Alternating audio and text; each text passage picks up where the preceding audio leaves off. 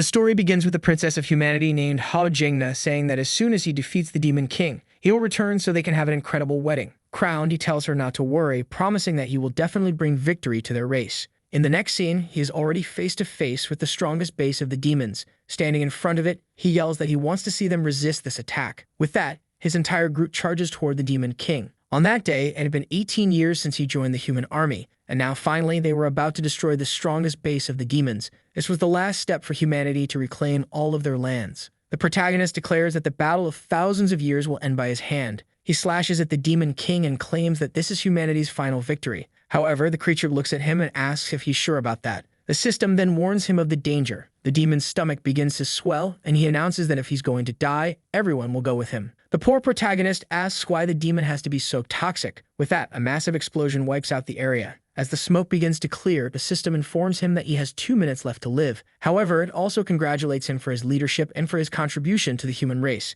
As a reward for all he has done, he is given the chance to be reincarnated. The system asks if he wants to accept, and he clicks yes immediately. Only an idiot would refuse something like that. Then he hears a voice telling him to wake up because they're coming. He opens his eyes and realizes he has been reincarnated. Standing up, he mutters that the damn Demon King thought it would be easy to kill him. But right next to him, there's a group of horned demons staring at him. The protagonist looks around and asks why there's a bunch of ugly demons staring at him like that. An old demon named Lottie tells him to get moving because the Blue Union is coming and they're all going to die. Touching his face, the protagonist asks what the old man is talking about. Then he notices a mirror nearby and slowly moves to take a look. He is reincarnated as a rank E demon named Gan Dongwo. Panicked, he asks why in the world he reincarnated as a demon. He calls the damn system and demands an explanation as to why the hero of humanity has been reborn as a filthy creature like this. The other demons watch in confusion. The system appears and apologizes, saying there was a small error during the reincarnation process. He demands the system fix it, but it explains that, unfortunately, nothing can be done. In frustration, he grabs the system and demands to speak to the manager to find out who's running this mess. The system then says it will try to create an opportunity for him to be reborn. A mission appears. He can reincarnate as a human if he dies again. However, suicide won't work. The system disappears before his eyes. The demons around him ask if Gan Dongwo has gone crazy since waking up. The old man, Lottie, tells them not to worry. Every time something bad happens, he turns useless. Meanwhile, Dongwo is more concerned about the human princess marrying someone else. Then, a rank D mage named Lao Meyer says she senses the Blue Union approaching. Except for their leader who is rank B, they stand no chance against these enemies. The only way to survive is to use the escape route. If the Union captures them, they'll be tortured. This Blue Union is actually a friend of Dongwo's, but now he's a demon. So he has the obvious idea of finding the humans so he can die and reincarnate. He heads toward the cave. The demons ask what he thinks he's doing. The old man warns him to leave because it's full of humans, but the protagonist says running away won't solve anyone's problems. He'll buy them as much time as possible so they can escape. The others are impressed and ask if this is the coward they've always known. Suddenly, Dongwo senses something. A magic circle appears above and rocks start falling. When he looks, the only exit is completely blocked.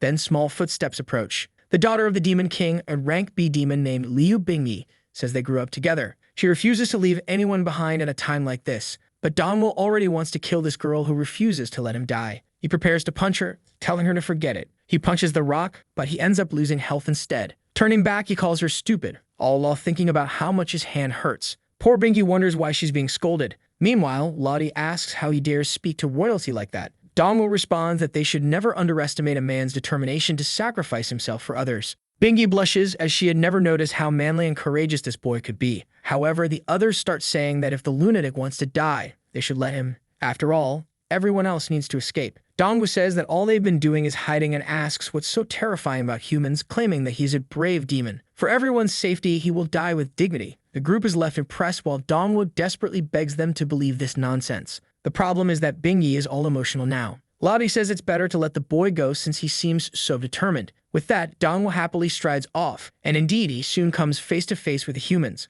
Opening his arms wide, he taunts them to come at him, calling them a bunch of weak soldiers and daring anyone brave enough to kill him. The humans rush toward him, shouting about how they've just received a free target. Dongwo was overjoyed, thinking he will finally be reincarnated and return to being human. However, an arrow suddenly flies and hits one of the humans in the chest. Instantly, panic ensues as the humans scream that's a trap. Lottie, who has entered an exalted state, has risen to rank B+.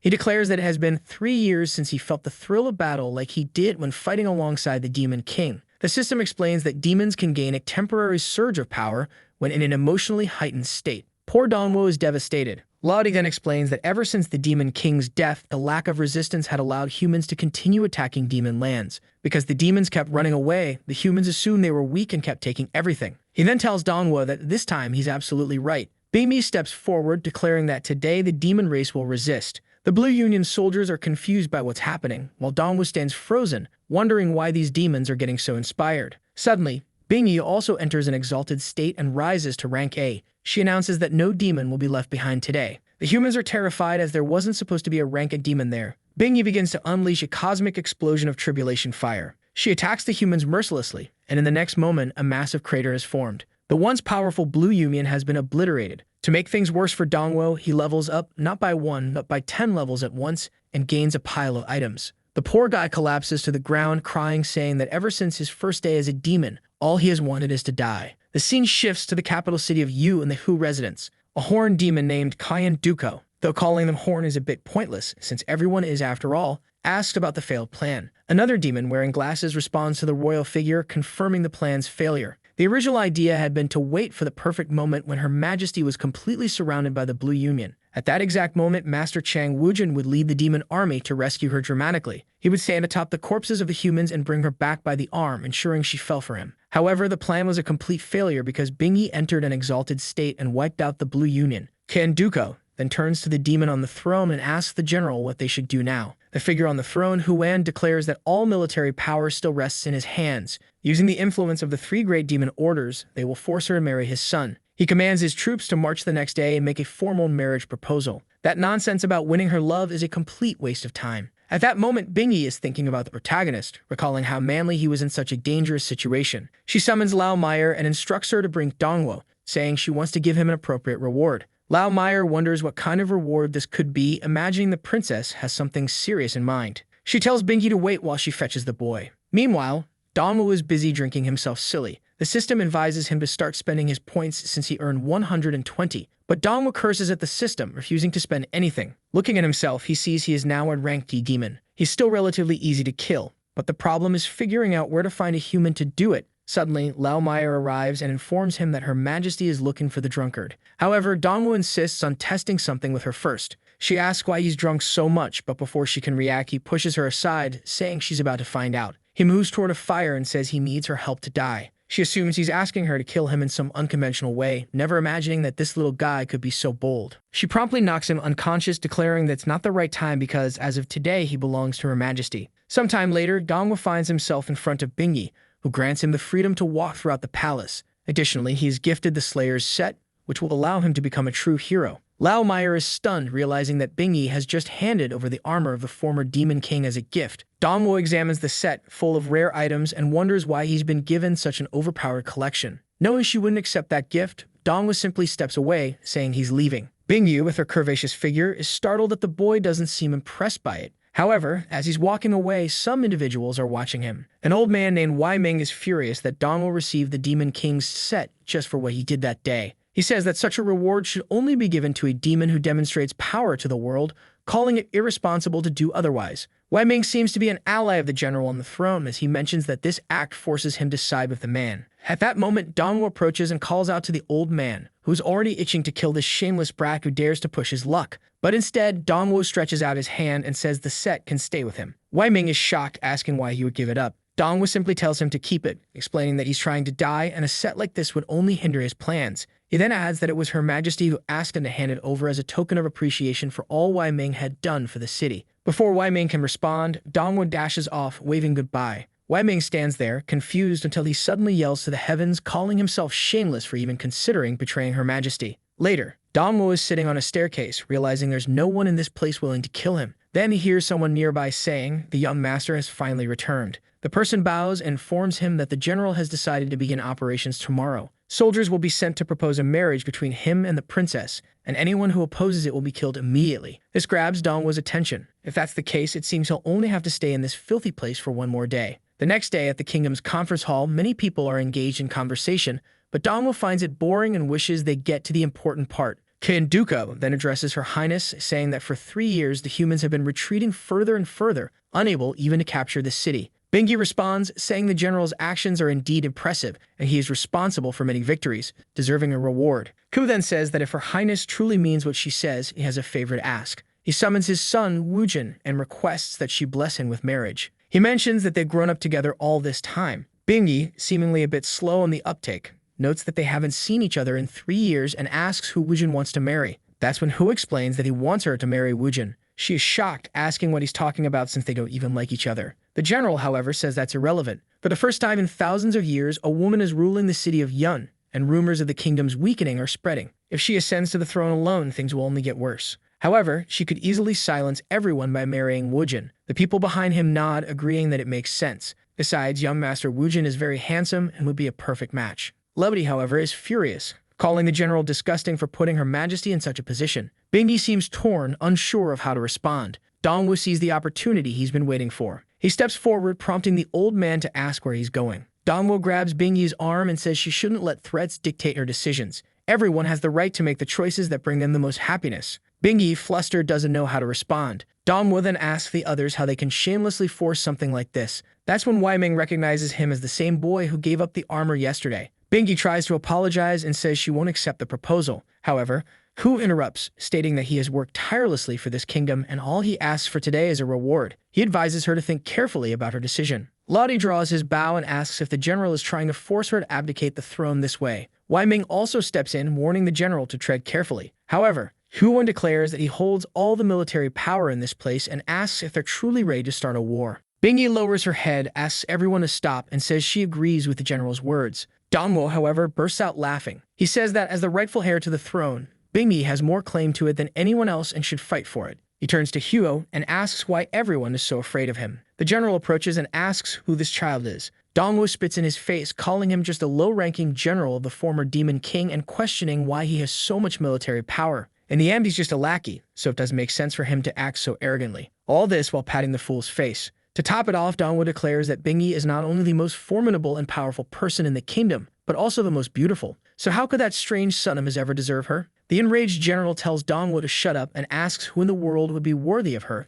if not his son, who is a great soldier. The cheeky Dongwu claims that he is. After all, 2 days ago in the cave, they connected on a deep level. Dongwu is confident that the damn general will finally kill him now. Lottie looks devastated while Mei Wei mutters that she knew this would happen. The audience begins to whisper that during the Blue Union invasion, Dongwu was the first to stand up and fight against them. Meanwhile, Bingi is emotional, moved by how far Dongwu is willing to go for her. The general, however, asks if Dongwu truly wants to die that badly. Of course, Dongwu does, pointing at his neck and saying that if the general has the guts, he should just strike there. Otherwise, he'll lose his head, as Dongwu not only publicly humiliated him, but also tarnished the dignity of Her Majesty. For all these unforgivable offenses, the general declares that he will grant Dongwu's wish. Activating a powerful technique, his fist glows and everyone begins to flee. In an instant, he stretches his arm back and punches Dongwu straight in the chest. Wei Ming rushes forward, shouting that it's too late now, while Dongwu cheers, telling Hao Jingna to wait for him. He'll finally reunite with her. The entire area explodes. Flames rise as everyone watches in shock, but Woojin appears confused. Someone emerges from the chaos, and Woojin wonders how this is even possible.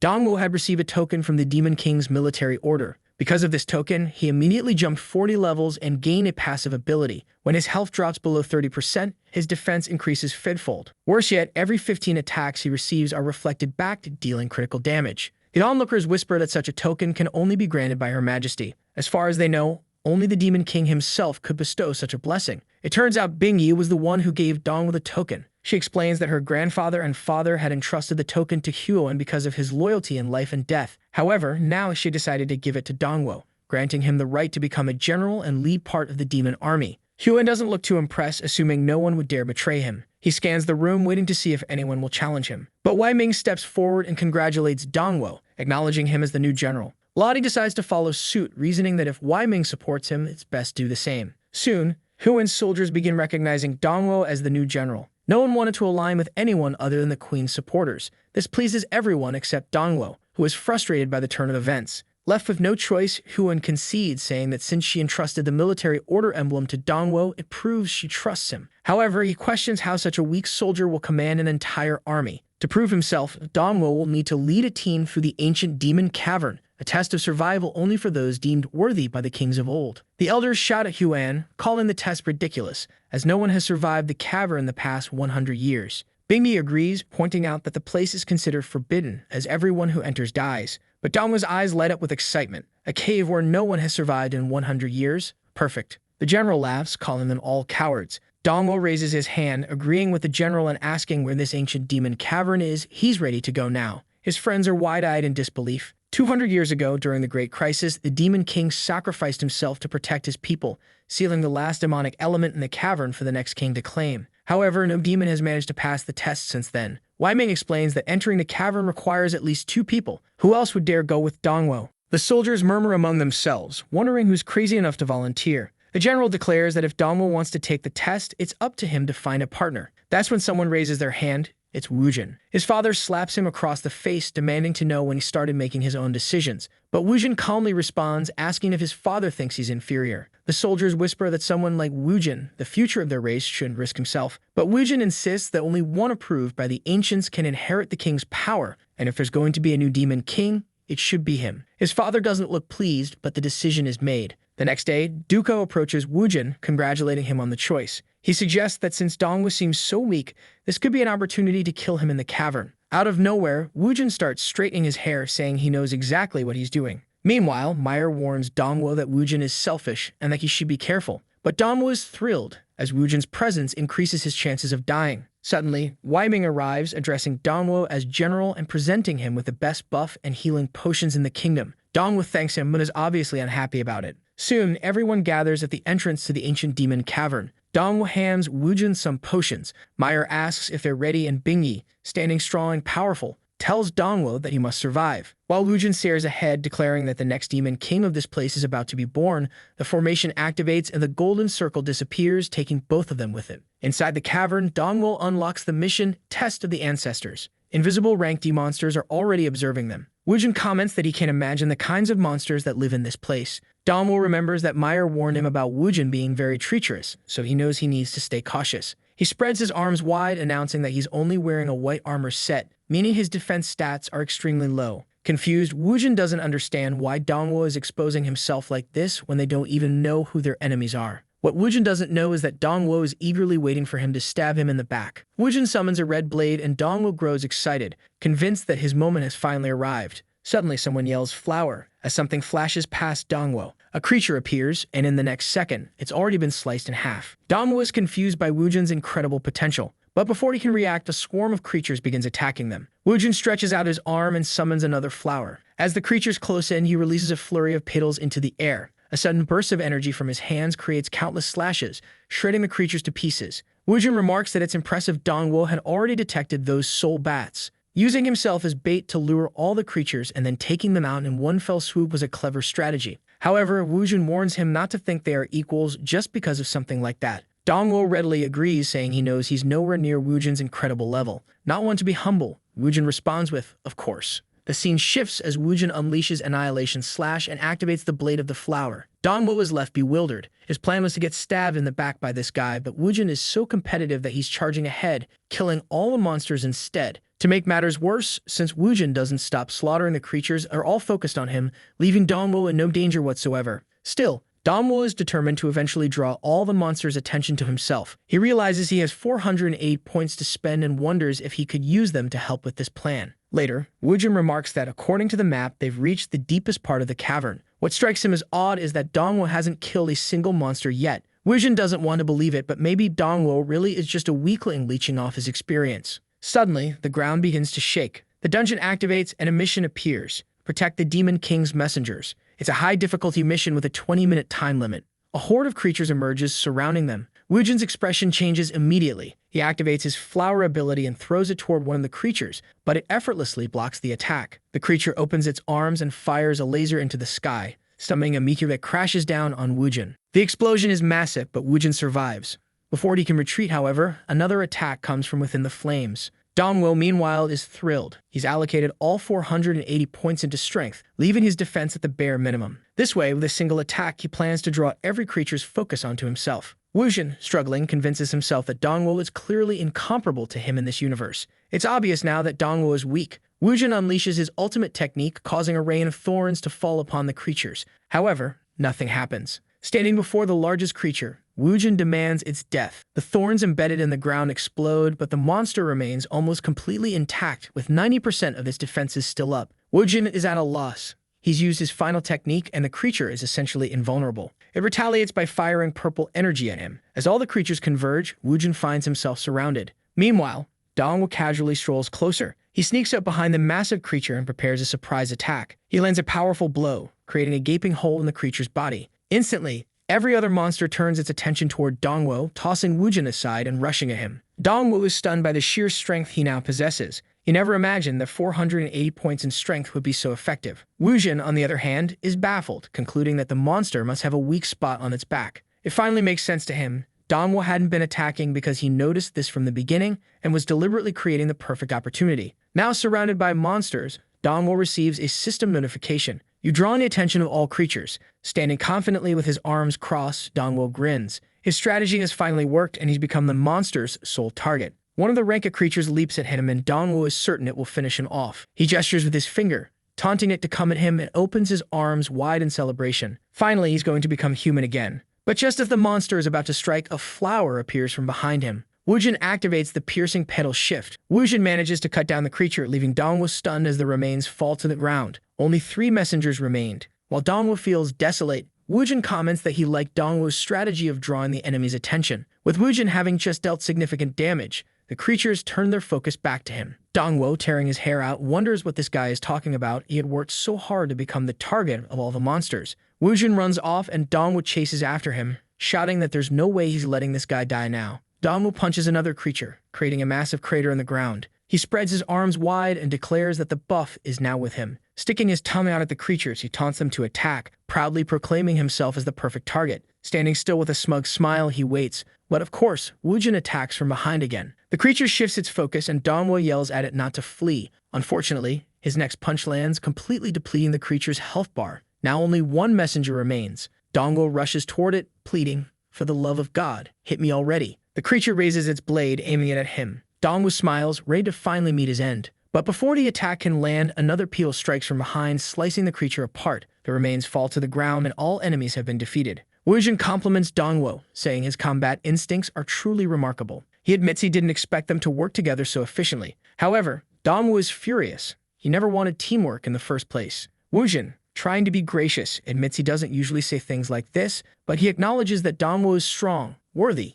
even to compete for the greatest glory in the world alongside him. Suddenly, the ground begins to tremble. Electricity crackles from the floor as a voice echoes, announcing that it has been centuries since anyone dared to enter this cavern. The voice says it thought no new prodigy would have the courage to challenge for the title of Demon King. A flash of light blinds them both, and a massive blue dragon appears, congratulating them for passing the test. But the dragon declares that the real challenge begins now. Only one of them can leave the cavern alive. They have 10 minutes to fight to the death, and the survivor will inherit the title of Demon King. If they refuse, both will die by the dragon's hand. Wujin is visibly shaken, demanding to know why they must fight each other to the death. He hesitates, uncertain. Even as the future of the demon race, he can't gauge Dongwu's true strength. Meanwhile, Dongwu is overjoyed, shouting that God has given him a gift. Finally, the perfect opportunity to die has arrived. Wujin, seeing Dongwu stripping off his shirt, assumes his opponent is incredibly determined and resolves not to lose. While Wujin prepares for battle, Dongwu continues undressing, losing 50 defense points as he discards his armor. Standing in nothing but shorts and his dimensional backpack, Dongwu yells at Wujin to hurry up and strike him in the chest to claim the Demon King's title. "Just hit me already?" Dongwu urges. "One attack and you'll become the strongest of our generation." But Wujin grows suspicious. Why would Dongwu agree to come to this place and now, just a step away from claiming the title, want to give up? It doesn't add up. Dongwu, frustrated, mutters to himself about how stubborn this guy is, shouting again for Wujin to take the reward already. Wujin places his blade at Dongwu's neck and says, "You've earned the trust of Her Majesty, military power, and extraordinary strength. Even with normal attacks, you've been taking out Ranka plus demons. If we fought seriously, I might not even win. So why are you trying to surrender?" Dongwu replies that the city of Yun needs the Hu family. General Huan has followed the king's orders for years and sacrificed everything for this place. He's the true hero of the land, while Dongwu is just a lucky kid whose life doesn't compare to that of a general and his prodigy son. For the good of the demon race, Dongwo insists he needs to die here. Wujin lowers his head, recalling his mother's words that he should grow up to be a boy with a heart of gold. He realizes that the demon race will only truly become strong if they unite. Deactivating his blade, Wujin admits he has been humiliated. The boy before him, willing to sacrifice himself for the demon race, is the true heart of gold. Meanwhile, Wujin had entered this cavern intent on killing Dongwo from behind. It's difficult to admit, but he had prioritized the title of Demon King over the good of the demon race. The dragon interrupts, reminding them they have only 8 minutes left before both will die. Dongwo starts screaming, demanding to know why Wujin hasn't killed him yet. Wujin calmly says, "The Demon King said we'd both die in 10 minutes. So in the meantime, I want to try something different." Wujin brings his hands together, channeling energy into a massive dispersing blossom technique. The energy begins to expand, enveloping the cavern as the dragon watches. A sudden explosion consumes the entire cavern. The dragon roars, demanding to know how they dare attempt to break through the barrier. It's only been 8 minutes. Wujin, now in an exalted state, has advanced from rank A to rank A+.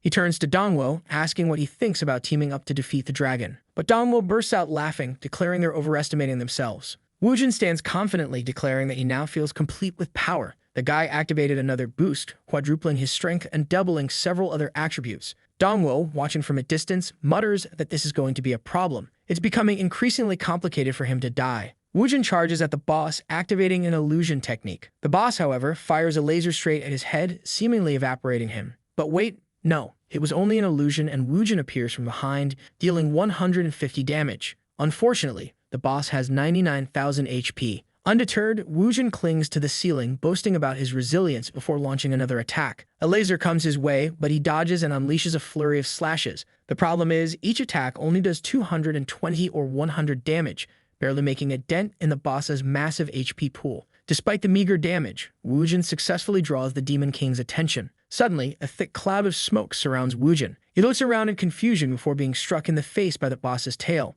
The impact sends him flying, and he lands right next to Dongwo. Dongwo is now terrified. If Wujin dies, he might end up inheriting the title of Demon King. The massive dragon lifts its head, preparing an attack. The blast hits Dongwo square in the chest. He's bombarded with attacks while Wujin just stands there watching. Dongwo's HP drops to 1,400 and falls to his knees. Wujin, furious, is moved by how heroic Dongwo is, blocking what would have been a fatal attack meant for him. Wujin pulls a potion out of his pocket, which restores 10,000 HP, and immediately tosses it at Dongwo. Dongwo looks at his HP bar and turns to curse Wujin, but it's too late. Wujin is already preparing resistance and regeneration potions. The barrage of potions rains down on Dongwo, boosting all his attributes. Reluctantly, Dongwo thanks him while standing, now fully buffed. But Wujin wastes no time, charging at the boss with laser-like speed. Wujin closes in on the boss's face, clenching his fist, which glows with green energy. Teleporting from below to above, Wujin lands a series of blows. However, the boss manages to paralyze him with a technique,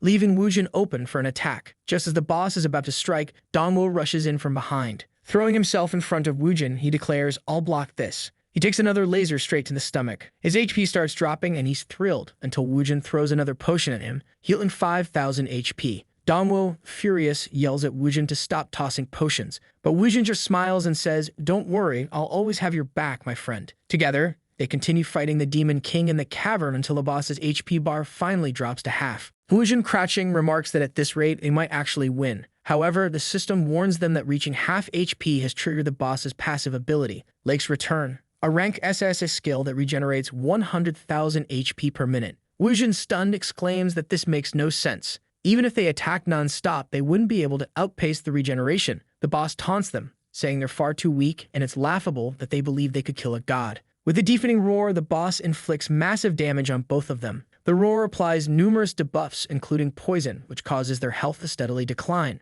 Both warriors collapse to the ground. Dongwo is nearly face down, while Wujin activates a one-time survival skill that saves him from death. He struggles to stand, but their potions are completely depleted. The boss raises its head, preparing a final attack. Both fighters know they've lost. But Dongwo says they haven't lost just yet. He explains that as long as he dies, Wujin can complete the challenge. Placing a hand on Wujin's shoulder, Dongwo tells him to claim the title of Demon King. Wujin, confused, asks what he's talking about. As the dragon unleashes his final attack, Dongwo grabs Wujin by the collar and hurls him away, shouting for the future of the demons. Wujin, mid-air, watches helplessly as Dongwo stands his ground. For a moment, Dongwo thinks that for a demon, Wujin isn't all that bad. As the attack engulfs him, Dongwo is vaporized. Sometime later, a golden light descends from the heavens, shining upon Wujin. The dragon congratulates him for passing the ancestors' test. It explains that in the past, the ancestors sacrificed their lives to protect the demon race. The great king sealed the most precious ability within the demon cavern, awaiting someone worthy to claim it. For over 200 years, every demon who passed the test ended up fighting each other, killing themselves in the process. A demon who murders another is not qualified to hold the title of king. Only Wujin and Dongwo, who supported each other until the end, have truly faced the challenge together. Wujin earns recognition as a strong man worthy of the Demon King's legacy. The dragon explains that the Demon King's successor must have the courage to protect others without fear of death. Naturally, Dongwo is posthumously granted the title of king recognized by the ancestors. He earns 5 million experience points, levels up 10 times, and unlocks an SSS skill that regenerates 100,000 HP per minute. Dongwo also gains the title Demon King, granting numerous additional attributes and making him undetectable. The scene shifts to the outside world, where the onlookers are in shock. Word spreads that the demon cavern has been cleared. Dobo remarks that the prophecy might actually come true. This generation could witness the rise of a demon king who will reunite the demon clans. Bingi, emotional, notes that the last true demon king was Liu Yun, one of the greatest demons to have ever lived. A true king only appears once every few centuries. They possess an aura that sets them apart from any other demon.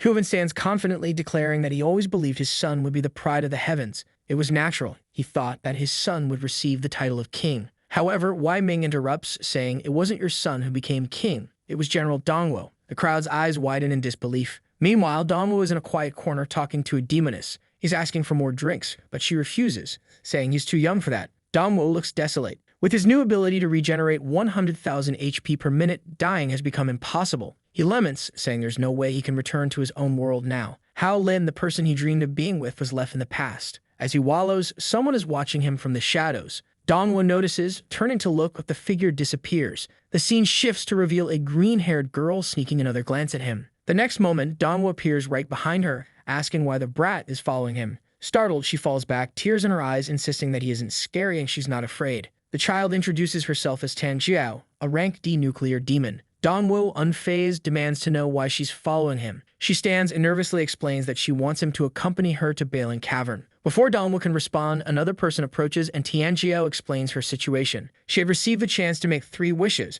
but she needed to go to Balin Cavern to claim them. The child reveals that she wants to enter the cavern, but isn't allowed because she hasn't fully transformed into an adult demon. Out of nowhere, an old beggar yells in Dongwo's ear, warning that it's clearly a scam. Who would believe something like that? The beggar says. But Dongwo, curious, asks Tianjiao if this wish thing is real. He recalls hearing about a fountain of wishes in the demon world and is eager to find one himself. Tianjiao reassures him, explaining that she had to pass countless tests and spend 50,000 to earn this opportunity. The beggar scoffs, telling them both to stop falling for such obvious tricks. But Tianjiao suddenly gets emotional, revealing that this is her last chance. She worked tirelessly at the Bailing Club to earn that money because her mother's heart is failing, and she has only 1 month to live. She's desperate to save her. The beggar mutters that only an idiot would go with her, but Dongwo surprises him by agreeing on one condition. She must give him one of her wishes. "I'll either wish to reincarnate as a human or to lose all these overpowered abilities," he declares. Chang Xiao, overjoyed, agrees to give him 2 wishes if he helps her. Frustrated, the beggar walks away, muttering that these 2 lunatics deserve each other. As he leaves, the beggar recalls that Balin Cavern is rumored to house a black market group that's been very active recently. The scene shifts to Dongwo and Tianjiao standing before the cavern's gate.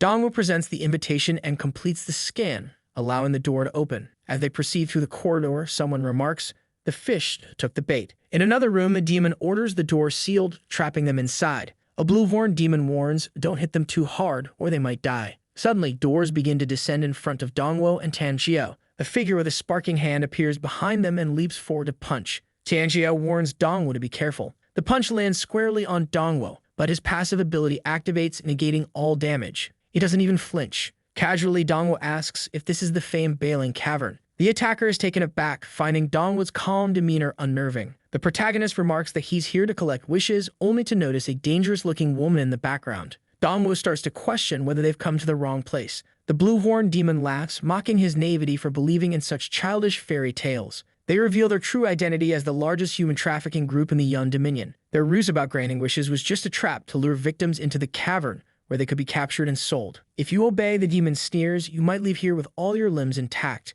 So be a good dog and understand your situation." One demon slaps Dongwo across the face, commanding him to submit, But before anyone can process what's happening, the demon is sent flying by a casual punch from Dongwo, embedding him into the ceiling. Dongwo sighs, asking, "How many times is this going to happen? Ever since I reincarnated, it's been one disappointment after another." Realizing Dongwo's strength, the demons ready themselves for a fight, declaring, "This kid is dangerous." Suddenly, machinery activates and the demons equip themselves with advanced combat gear resembling Power Rangers in rank B plus armor. One of them yells, "Show him the true danger of this world." 3 demons leap toward Dongwo, shouting that they'll finish him off. Meanwhile, Dongwo, having drunk too much earlier, is getting a little emotional. Dongwo mutters that life has been very hard lately. Every time he gets close to success, he fails. At this moment, he feels truly frustrated and angry. He punches the ground, declaring he's tired of it all. The impact creates a massive shockwave, throwing everyone across the room and shattering their armor. Meanwhile, Dongwo is crying his heart out. The demons are now kneeling, begging for forgiveness and asking to be allowed to leave.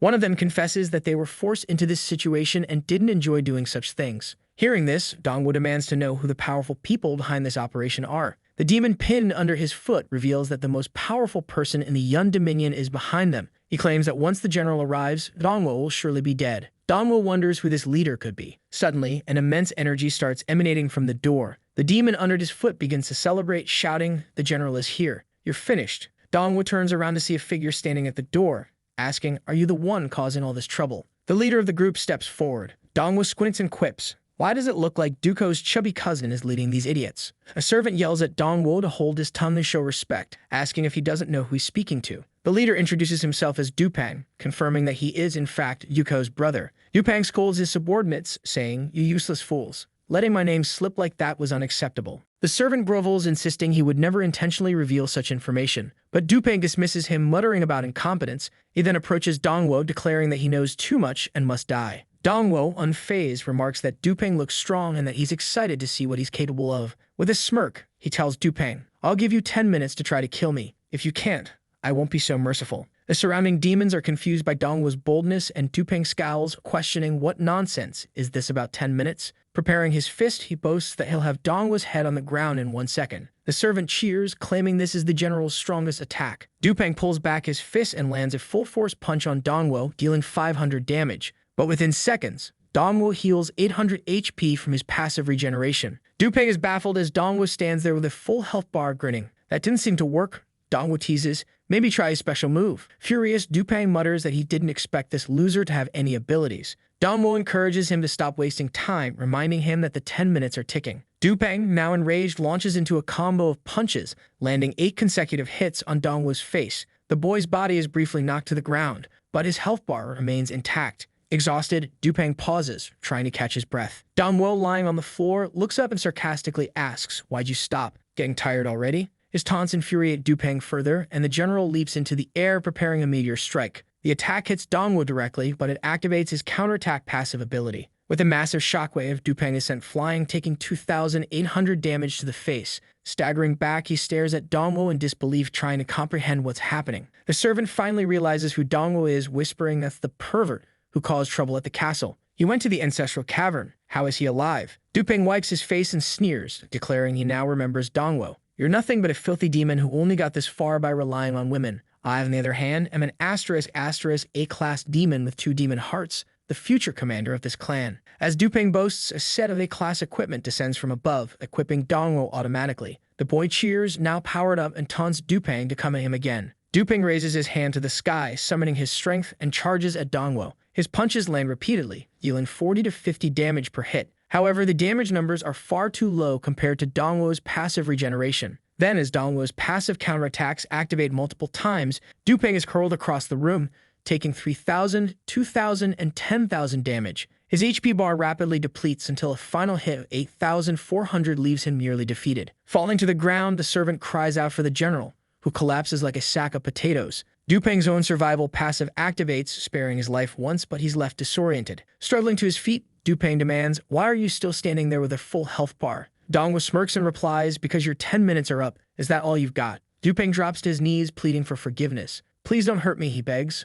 "I'll give you anything you want." Dongwo calmly states, "The only thing I want is someone who can kill me." Dupang looks at him in horror, whispering, "That's impossible. No one deserves something like that. Who are you?" Before Dongwo can answer, someone at the doorway calls out for the general. It's Duko, who steps in and coldly observes the scene. The servant begs Duko to save his brother, But Dukeo replies he brought this upon himself. If Danwo wants to kill him, so be it. Dukeo apologizes, saying it was his mistake for letting this situation escalate. Danwo dismisses him, replying, "Whatever, I don't even care about that chubby guy's life," as he kicks a pebble and mutters about how weak everyone is. But suddenly, he stops, remembering something. Turning around, he asks Dupeng, "Did you really say you'd give me anything I want?" He approaches, narrowing his eyes, and asks if it's true that Dupeng has 2 demon hearts. Dupeng, panicked, denies it, calling it absurd and claiming he'd never have such a thing. The scene shifts to a hospital, where Dupeng is stretched out on a gurney, begging his brother Dukeo for help. But the doctors prepare the anesthesia, reassuring him, "Don't worry, with 2 hearts, you won't miss one." Outside the hospital, Tanjiro thanks Dongwo profusely, saying that without him, her mother would have died. But Dongwo is distracted, impatiently asking when his wish will come true and wondering what Howlin is doing at this moment. Meanwhile, Dukeo is discussing with his subordinate about the energy reserves of the Demon Kingdom. Dukeo emphasizes the importance of this energy. It's the only way the Yun Dominion can defend itself against the humans who are already advancing. The scene cuts to a fleet of spaceships soaring over a base. A blonde commander raises his hand, ordering the troops to prepare. In another part of the base, someone behind a curtain mentions they're doing this for Xiaofeng. Dongwo, still lamenting his fate, suddenly recalls why he misses that girl so much. She had potential, and it seems she genuinely liked him. Xiaofeng is shown muttering that although Dongwo's body isn't with her, she feels certain they'll meet again soon. Dongwo, however, cynically imagines that she's probably already with another guy raising 5 kids while he's destined to be a loser. At that moment, a group of bandits ambushes him, causing 100 damage. Dongwo screams at them, "Didn't you eat properly? Just cut my head off already." The bandits, confused, mutter about what kind of lunatic they're dealing with. Meanwhile, Dongwo, disheartened, wonders why no one can manage to kill him. Suddenly, Dongwo wakes up, shouting for someone to kill him. He shakes his head, muttering that he's been dreaming too much lately. Meyer enters, welcoming him back and informing him that Her Majesty has called an emergency military meeting. Dongwo, so groggy, follows her as the scene shifts to the meeting. Bingbi informs the generals that an immense human army is approaching their city. The attack will arrive sooner than expected and consists of over 10,000 soldiers. She explains that this is why she summoned the most important generals of Yun to discuss strategy. The last time they faced a battle of this scale was 10 years ago, and they barely survived. Huan recalls how they managed to survive that attack by employing guerrilla tactics and assassinating the human leader. That was the only reason the Yun Dominion still exists. However, he reminds everyone that the previous attack involved 5,000 soldiers, and the demons barely made it out alive. Now they're up against double that number. While the strength of the demons hasn't grown, they must somehow endure. Their only option is to buy time until reinforcements can arrive. Turning to Dongwo, Huan asks for his opinion on this matter. Dongwo, however, is only half listening, his mind racing. He calculates that if 1,000 soldiers could deal 100 damage per minute, he might finally take more damage than his passive can heal. In other words, being surrounded by this massive army might finally allow him to die. He pounds the table, declaring, "What an excellent opportunity." Rising from his chair, he insists they take the fight to the humans, meeting them face to face outside the city walls. The room falls silent, stunned by his suggestion. Even Huan slams the table, accusing Dongwo of recklessness. This is a life or death moment for the Yun Dominion. How can you speak so carelessly? Dongwo retorts that if they barely survived against 5,000 soldiers, it's ridiculous to think the same strategy will work against a double force. The worst thing we can do is sit here, waiting for reinforcements, he says. What will you do when, in a few years, they return with 20,000 soldiers? Who will you trust with the kingdom's future then? He challenges the room, asking, why doesn't anyone here have the courage to take control of their own future? And what's this nonsense about the demons not growing stronger? Have you all forgotten who I am? I am the greatest enhancement to our military strength. Bingyi, visibly emotional, listens intently as murmurs spread among the generals, commenting that this is the first time they're hearing a true demon king speak. But Huan interrupts, accusing Dongwo of recklessly sending thousands of demons to their deaths. He adds that Dongwo has never been on a battlefield and has no idea how cruel it is. Dongwo counters, questioning whether Huan really believes victory will come without risk. He mocks the idea of relying on outdated guerrilla tactics and calls out Huan's defeatist mindset. Do you really think you can win with that attitude, he asks. How can any soldier forget the most important thing on the battlefield, the spirit of victory? To prove his commitment, Dongwo makes a bold declaration. If we lose this battle, you have my permission to execute me publicly in front of everyone. The old man is visibly emotional, while the others simply stare in stunned silence. Wujin, however, smiles, commenting he really knows how to inspire people. Bingyi stands, declaring, I understand now. In this war, General Dongwo will receive all our troops and have full command. Instead of standing idle, we will open the gates and meet the enemy head-on. Sometime later, in a military camp inside one of the tents, Huan addresses his subordinates. He reminds them of the countless battles they fought against the human army, but this time, the humans aren't just more numerous, they're also far stronger. He admits they don't stand a chance of winning and refuses to let the soldiers who have followed him for decades throw their lives away. Taking a moment to gather his thoughts, he raises his voice, commanding his officers.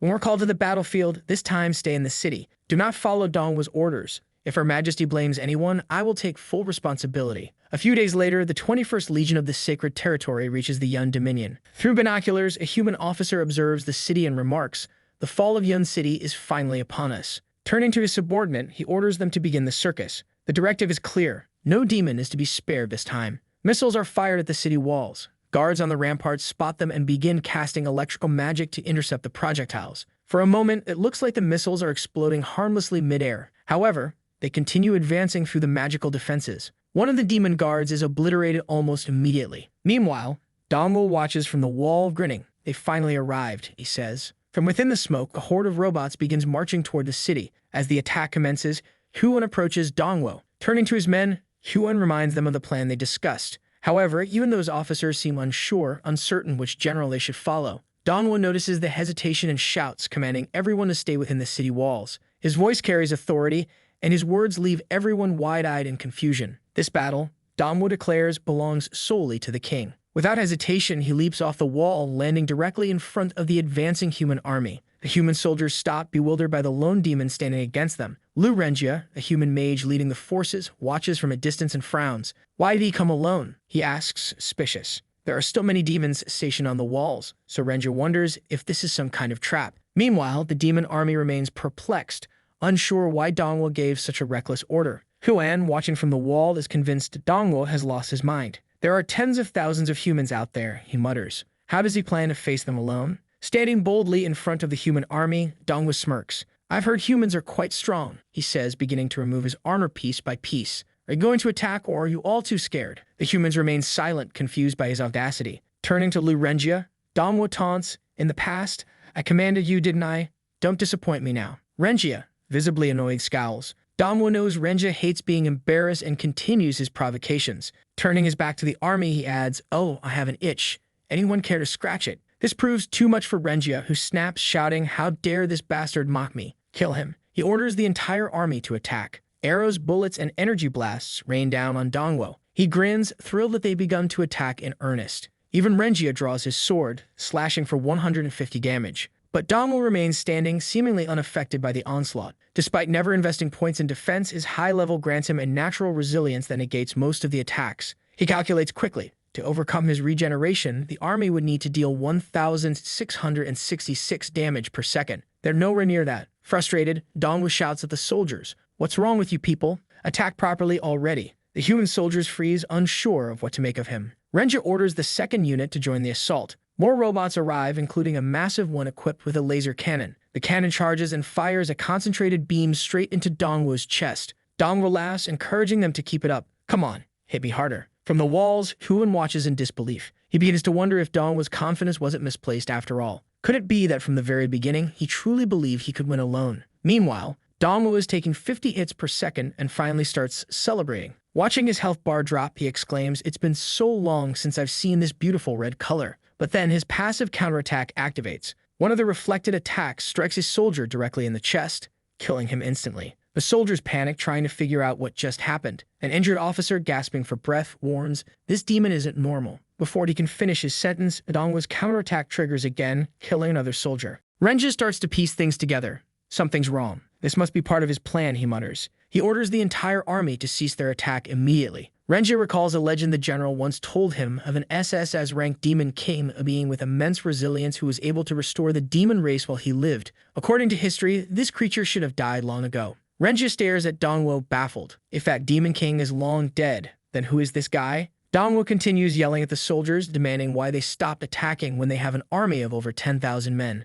However, the soldiers are only muttering among themselves, commenting that his health has already fully recovered. Renjia commands his troops, "Don't fall for his provocations. Something is clearly off when attacking this guy." He then states that their mission was merely to draw out the strongest member of the demon army, and they already achieved that. "Everyone, retreat," Renjia orders. "Minimize the casualties." With that, Dongwo is left standing alone. On the wall, Meyer questions why the humans are retreating. She calls for the Imperial Guard and orders them to advance alongside her. Wujin, standing beside her, commands the entire demon army to follow him. Dongwo hears something behind him and turning around sees the entire demon army charging forward. Renjia, seeing this, mutters in disbelief, "Why are those lunatics attacking now when we're trying to retreat?" To make matters worse, the humans' abilities are still on cooldown. The demon army advances, shouting that anyone who dares step into their territory must be punished. Meanwhile, Huan finally admits to himself that he's getting too old. He hadn't realized how dependable Dongwo truly was, someone who truly deserves the title of king. He addresses his troops and declares, "Listen to me. From now on, follow General Dongwo's orders.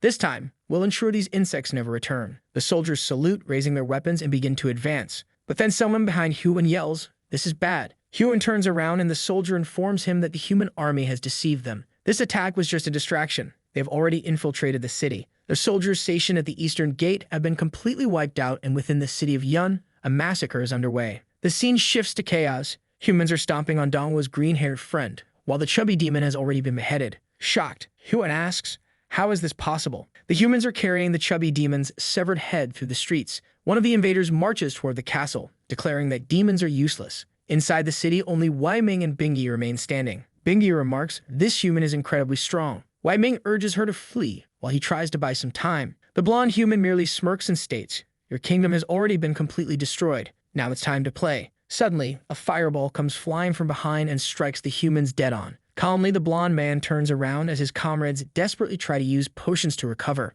It's Huan who has arrived and declares, "You're all despicable." The blonde man grins. "Finally, a demon who looks decent," he says. Standing up, he stretches and remarks, "Time for some exercise." The demons quickly notice a purple aura surrounding him, realizing that compared to the other humans, this one is incredibly powerful. Huan knows you must end this quickly. A lightning bolt descends from the heavens, striking the blonde man's head. In an instant, the man transforms into a dragon. This is Berserker mode, a state that increases power by 130% and health by 500%. Elsewhere in the city, the battle rages on. Dongwo sits despondent. All he wanted was for someone to attack him and finally end his life. Ever since reincarnating into this body, it feels like all he gets are hacks and overpowered abilities. No matter how hard he tries, dying seems impossible. Laughing and crying at the same time, Dongwo looks up at the sky and yells, "What do you want from me? Do you really want me to become the Demon King?" At that moment, a lightning bolt crashes down from the sky, striking Huan. Dongwo rushes to the scene, stunned to find everyone dead. He asks himself why demons and humans are fighting in the middle of the city. Then he hears a voice begging for someone to spare his daughter.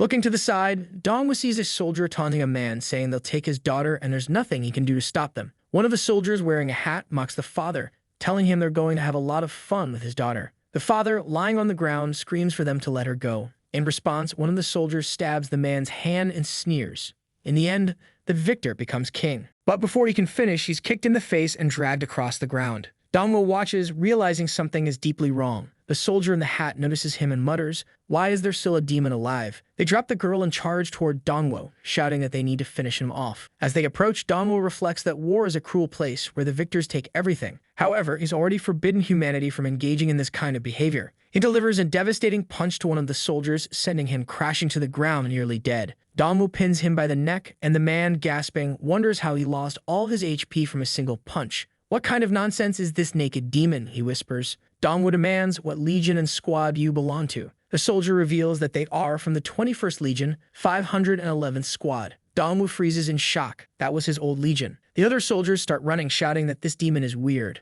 Dongwo, still trying to understand what's happening, glances to the side and sees one soldier dead, while another is being finished off on the ground. Surveying the destruction around him, Dongwo mutters, "I've been here before." Explosions continue to rock the city, with bombs obliterating buildings left and right. The situation in Yun is starting to make sense to him. Suddenly, he hears someone say, "Mom was tortured to death." A father tries to calm his daughter, saying, "At least we still have each other." From above, lightning continues to strike, illuminating the chaos below. Dongwo stands in the rain, watching as the dragon descends. At that moment, his memories begin to return. 6 years ago, he had led an attack on a kingdom called Yun, and the last creature he defeated was this very demon dragon. The problem was that the victory had been so easy, he'd nearly forgotten all about it. Now, Dongwo recalls the system and the words it had spoken about reincarnation. It wasn't just that he had been revived. He had been sent back 6 years into the past. This revelation leads him to question, who is leading this army? What happened? And where is his original body? In the skies, Jin Mei, the beloved princess of the healthy humans, observes the unfolding chaos.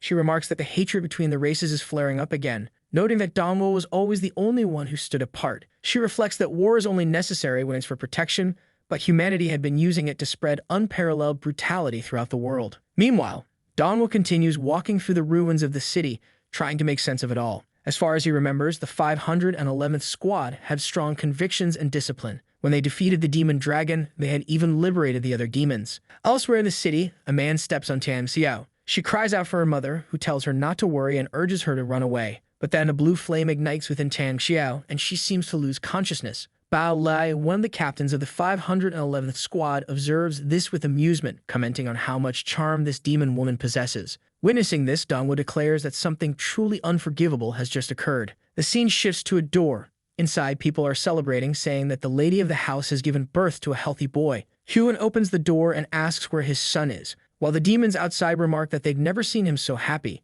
Huan picks up what appears to be the baby, cradling him gently. He promises to take care of the child so that he will grow up strong and protect the kingdom of Yun. Back in the present, a golden lightning bolt cuts through the skies, striking the dragon. Despite this, Huan defiantly declares that he will never allow scum like them to destroy the kingdom of Yun. The human warrior opposing him, however, seems unfazed. Calmly, he remarks, "For a dragon, you have quite the long health bar, but it's time to end this." He leaps toward Huan, delivering a direct attack to the dragon's head. Golden slashes carve through the air, and it becomes clear that Huan cannot withstand this assault. The human lands with a confident swagger, one hand still in his pocket. Huan reverts from his dragon form, realizing that this human had been toying with him from the start. With his current strength, no one here could stand a chance against him. The human warrior coldly remarks that he still isn't satisfied. Raising his sword, he prepares to finish Huan. But just as he strikes, someone blocks the attack. Confused, the human looks up as the demons glance behind them in shock. At first, Damo appears to have intervened, but no, it's Wujin, who has arrived to protect his father. Wujin declares that he is here to kill this intruder. Huan, however, scolds Wujin, telling him to stop being foolish and understand that he doesn't stand a chance against this opponent. But Wujin responds, asking, "Is that really all you think of me? Do I truly mean so little to you?" Wujin recalls a moment from his past when a demon asked him who he admired most. His answer was immediate: the general who led the armies into battle. That man was number one. He also remembers showing his father a report card, proudly stating that he had achieved the highest score in military aptitude. But Huan, seemingly uninterested, simply said, "I see," and dismissed it. Feeling disheartened, Wujin left the room. Later, as a young man, he returned to his father and announced that he had ranked first in the army's entrance exams. But again, Huan merely replied, "I went through the same thing when I was young," showing little enthusiasm. Once more, Wujin left feeling crushed. Years later, Wujin achieved the rank of lieutenant general and told his father about it. Yet Huan still seemed indifferent, prompting Wujin to shout, "Will I never earn your approval?" Back in the present, the human warrior looks impressed. As Wujin steps forward, Huan urgently tells him to retreat, warning that this is no ordinary opponent.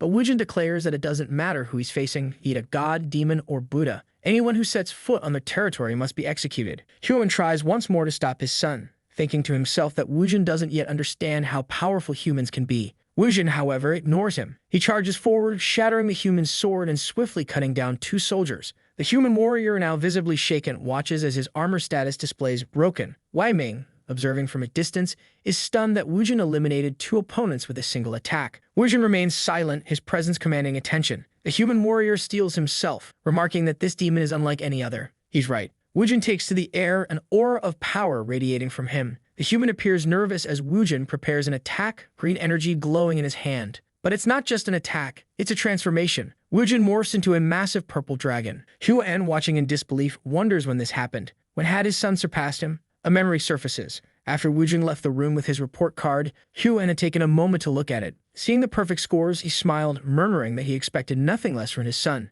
But when Wujin returned to retrieve the card, Huan quickly hid his pride, adopting his usual stoic demeanor. All Huan ever wanted was for his son to live a peaceful, ordinary life. He couldn't understand why Wujin was so fixated on joining the military. Later, when a subordinate informed Huan that Wujin had ranked first in the military exams, Huan was overjoyed, saying he always knew his son would achieve great success. The problem was that all of this went against Huan's plans. His servant had noticed that every time the name Wujin came up, it became harder to understand the general's feelings. We then see Huan sitting under a tree, beside a gravestone, lost in thought. It was his wife's grave. He wondered why he had fallen in love with someone so connected to the dangerous path of a soldier. Yet it was undeniable. His son was a genius. In the past, while Huan led battles on the front lines, his wife handled everything at home. But she had left too soon, and now he didn't know how to deal with Wujin. From the beginning, his plan had been for his son to lead an ordinary life, one of safety and peace. Back in the present, Huan realizes he was wrong. Wujing unleashes the dragon's breath. The human warrior attempts to shield himself, but the laser blasts straight at him, triggering a massive explosion. Wujing hovers silently in the air, observing. But as the smoke clears, the human stands unharmed, laughing. Finally, he exclaims,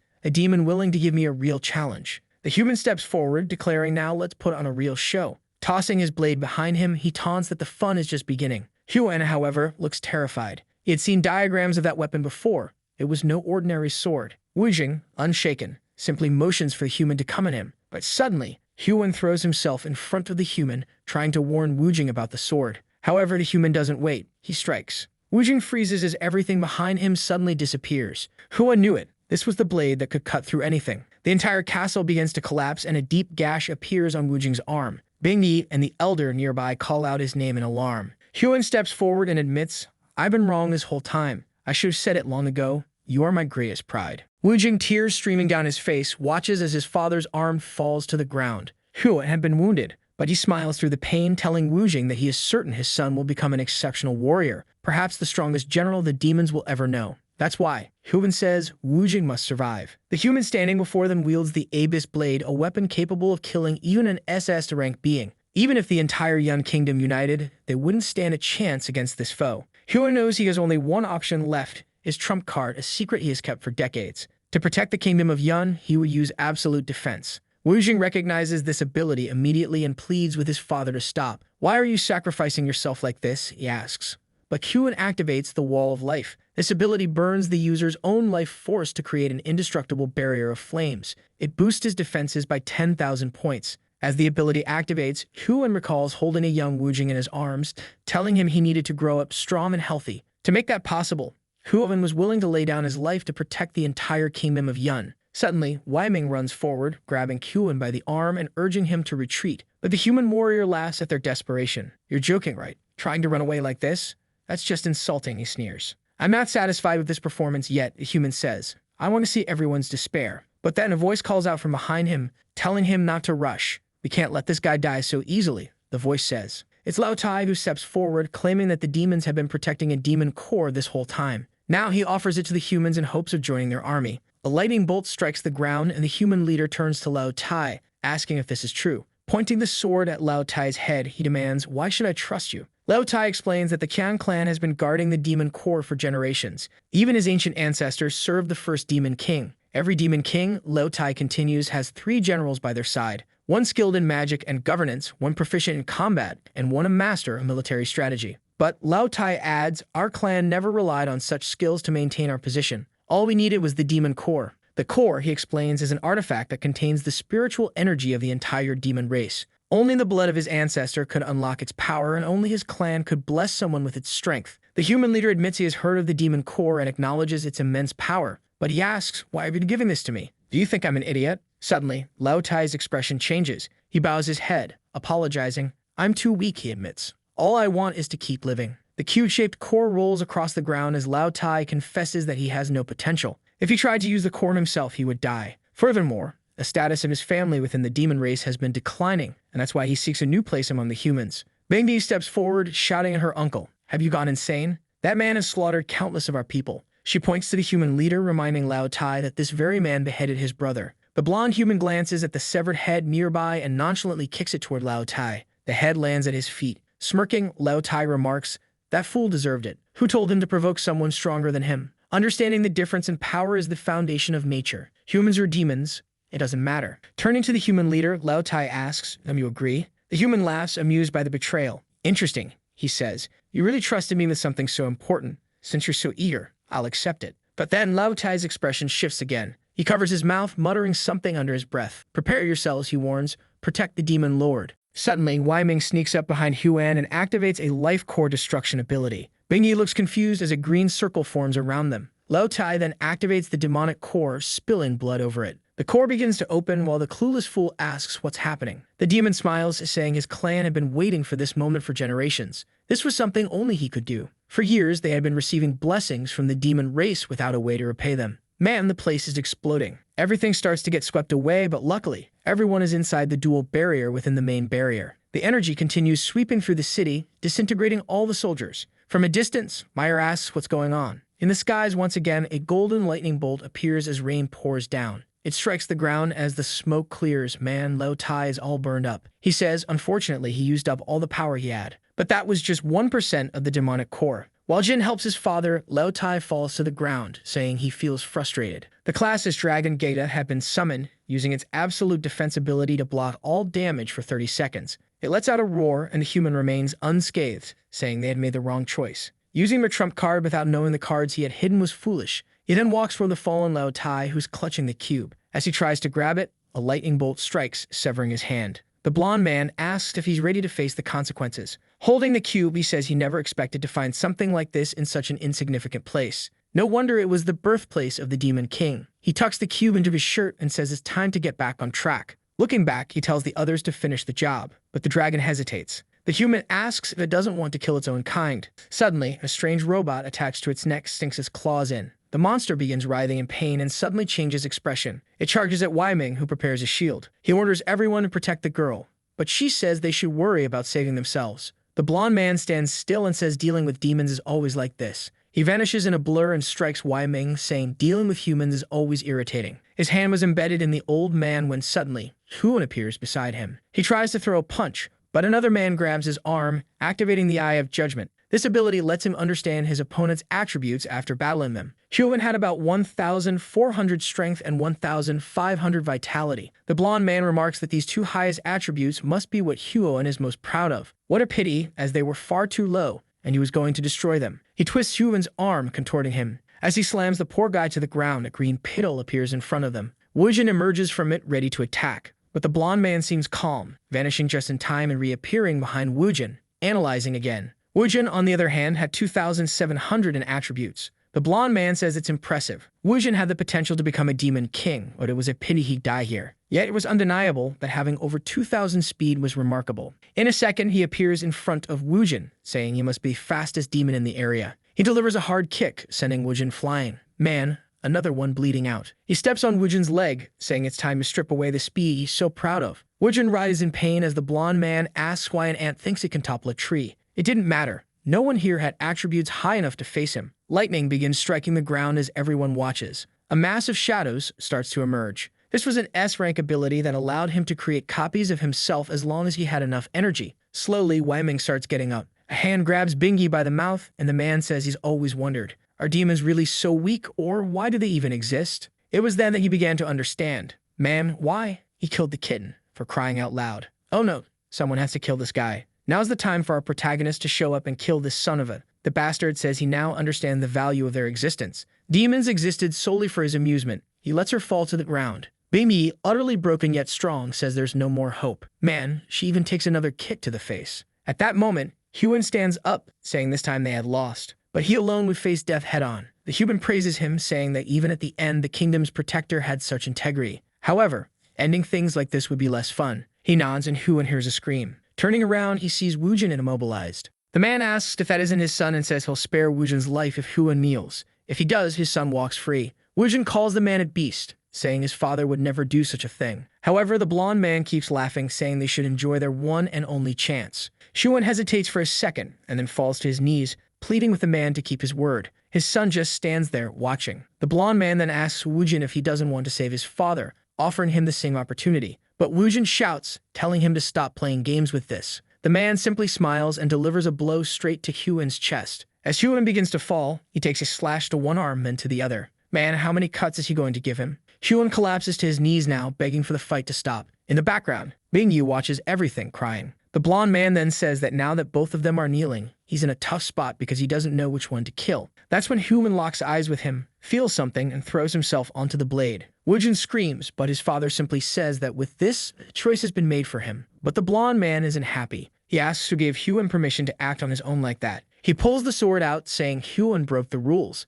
and because of that, he's abandoning his promise. The game was about to restart. Wujin lunges toward him but gets struck in the chest. Bingyi keeps calling out to him, everyone crying. I just want to know when Dongwu will show up. It's been, what, 10 chapters since he disappeared. The blonde man then starts pulling a chain from the ground. Suddenly, everyone's hands are bound and are lifted into the air. Man, look at what this guy's done in the past. Someone please kill this guy already. Wujin gets struck in the stomach. The man says he's avoiding all vital points to ensure they'll endure as much pain as possible. He then calls for the dragon to approach. Placing the sword on his shoulder, he declares it's time for the final celebration. He orders someone to summon Vice Commander Bao Li, saying Bao Lai must be tired of playing by now. But the person on the other end of the line responds, saying he's gotten quite bold. The blonde man asks who's speaking and where Bao Lai is. Someone behind him shouts that Bao Lai is right there. He turns around and Dongwu has finally arrived with his rank as team of 7. Dongwu says he's seen enough of this situation. He didn't expect the man to stoop so low in his quest for power. Dongwu blames himself for letting things get this bad for the people. But this was something he should have known. A beast will always be a beast. For all the crimes the man has committed, he deserves to be executed slowly. The blonde man scoffs, calling Dongwu another piece of trash.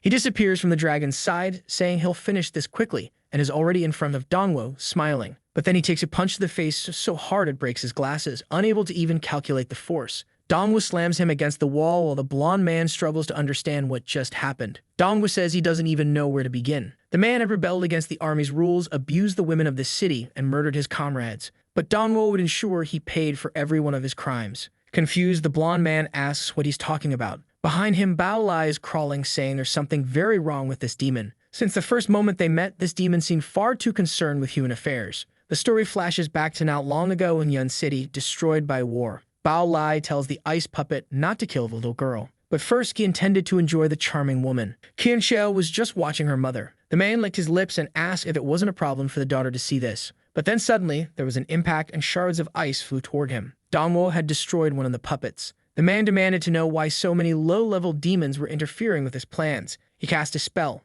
summoning a high-ranking puppet in front of him. The man said this creature shared half his blood and half his power. But before he could finish speaking, Dongwu had already charged and punched through it. There wasn't even time for the man to be shocked because a slap had already landed on his face. By killing another enemy of the human realm, Dongwu gained 500,000 experience points. Additionally, he acquired a copying ability that allowed him to replace one of his skills with one from someone he killed. Dongwu then tells the man it's time to come clean. He wants to know what happened to his army. After much pressure, Bao Lai reveals the truth. The former army captain was named Xia Feng Liao. They used a banquet as an opportunity to execute their plan. The plan involved using the vice captain to kill Xia Feng Liao. But even after torturing the man, he refused to betray the captain. When others arrived to witness the scene, the vice captain only said Xia Feng Liao was there. He fled with a dagger as soon as they approached. He barely managed to save Huan, but this event painted him as a traitor to the army. With that, they launched an attack to depose him. With most of the army on their side, it was extremely easy. It was also during this time that they acquired that sword.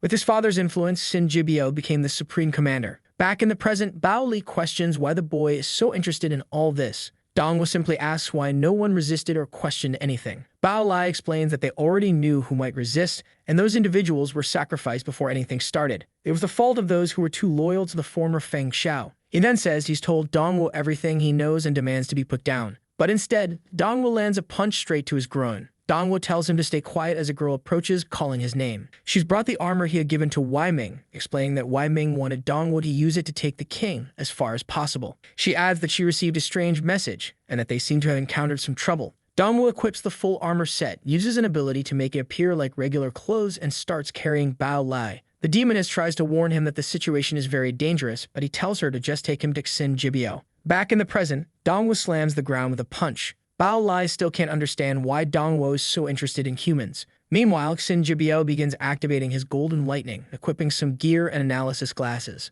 The glasses reveal that Dongwu has over 4,100 strength. However, Xin Jibio remains confident, saying that aside from strength, the rest of Dongwu's attributes are garbage. In terms of speed, Dongwu has less than half his own. Xin Jibio launches another attack with his horns, confident that Dongwu only dodged last time by sheer luck. But luck doesn't last forever. Just as the clone is about to land its hit, Dongwu vanishes and punches one of them in the face, sending it flying. Jibio can't comprehend how Dongwu is faster with lower attributes. Obviously, the real Jibio is hiding behind the dragon, confident that based on what he's seen with the glasses, it's impossible for Dongwu to win. The issue is that the clones theoretically share attributes very close to his. Not to mention, Dongwu's opportunity attributes seemed to be 0. Something was clearly off. We then see Jibio's stats. Over 5,400 strength, made possible, of course, by the sword he's carrying. With his extra speed, it should be impossible for him to lose. The plan is to attack one more time to figure out what's going on. He prepares a stealthy strike, but ends up taking another punch to the face. While the clone gets beaten, Jibio wonders what Dongwu is hiding. Dongwu remarks that Jibio seems overly confident for someone so weak. The reason Jibio can't figure it out is that Dongwu has the title of Demon King. All of his attributes are tripled but can't be detected. Still, Jibio unleashes another sequence of lightning bolts, refusing to believe it. But Dongwo keeps dodging, landing a punch to the ribs, a kick to the stomach, and another heavy punch to the face. The fool falls to the ground, and Dongwo glances to the side. Jibio stops and mutters that Dongwo can't possibly be this fast. But Dongwo is already behind him, slamming him into the ground. Realizing he can't win in a direct fight, Jibio threatens Dongwo, saying he has his chief's life in his hands. If Dongwo isn't careful, she'll die at any moment. Woojin, standing nearby, asks if that's his solution when he can't beat his enemy. Jibio ignores him, wrapping a chain around her neck. But Dongwo walks forward calmly, saying that tactic is outdated. Jibio shouts that if Dongwo takes another step, everyone there will die. He tightens the chain, choking Woojin, and everyone else bound. Turning to Dongwo, Jibio asks if he isn't supposed to be a capable demon. He pulls the chain tighter, declaring that in the end, Dongwo is just a person. Even if Dongwo saves one of them, he'll kill the other. The choice is his. Dongwo clenches his fists and rushes toward him. Jibio is startled that Dongwo is really coming at him. Woojin tells Dongwo to save the demon lord. Dongwo keeps advancing and shoves his fingers into the clone's face, sending it crashing to the ground like trash. Woojin asks why Dongwo saved him instead of Bingyi. But Dongwo tells him to take another look, explaining that he wasn't going to save just one. He had stolen Bao Li's puppet creation ability and used it to save her. He then commands the golem to protect everyone there. They start freeing everyone while Bao Li stammers, asking how this is possible. That was his ability. When did Dongwo learn it? As far as Bao Li knew, it was completely unique. Suddenly, one of Jibio's clones attacks the puppet from behind. But the puppet effortlessly lands a punch, sending it crashing to the ground. It's revealed that this is how Dongwo defeated Bao Li and decided to copy his ability. Jibio realizes that Dongwo having this skill is entirely his fault. Strangely, this ability came from the demon cavern. While powerful, it has two weaknesses. First, it requires water nearby to activate. Second, creating the golem consumes a significant amount of blood.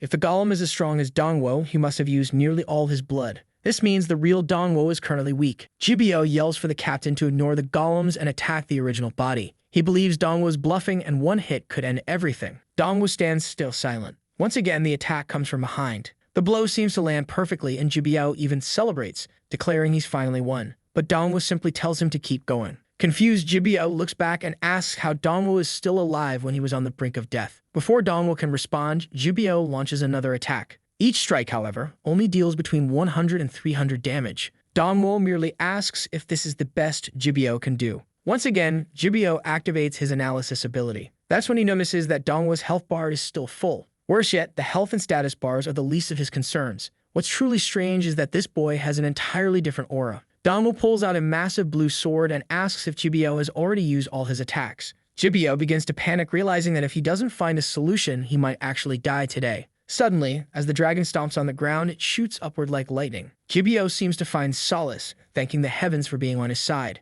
With enough lightning in the skies, he could continue creating infinite clones. But Dongwo activates the Blood Ice Golem ability again, announcing that he'll leave those clones to the golems. The golems keep an eye on the battered group, and it's clear that Huan has lost both his arms. Lying on the ground, Bao Li mutters that he should have realized from the moment Dongwo appeared why he was so invested in humans. He wonders how Dongwo knows so much about the army and the captain. Dongwo responds that in a storm, lightning isn't the only element present. He begins summoning more golems, declaring that now he has a continuous water source. Even if Jibio believes Dongwo's stats are lower, invoking this legion would prove otherwise. The dragon stands still as the clones battle the army. Jibio looks at the creature, asking why it isn't moving. That's when Dongwo suddenly appears beside him, activating a celestial transformation in his hand and delivering another punch to Jibio's face. Dongwo tells him that it's taken long enough, but this war is about to end. Once again, Jibio substitutes himself to survive. He has realized that in a direct confrontation, there's no way he can win. However, he's starting to understand the boy's ability. Dongwo has incredibly high regeneration, but every attack causes him to lose blood.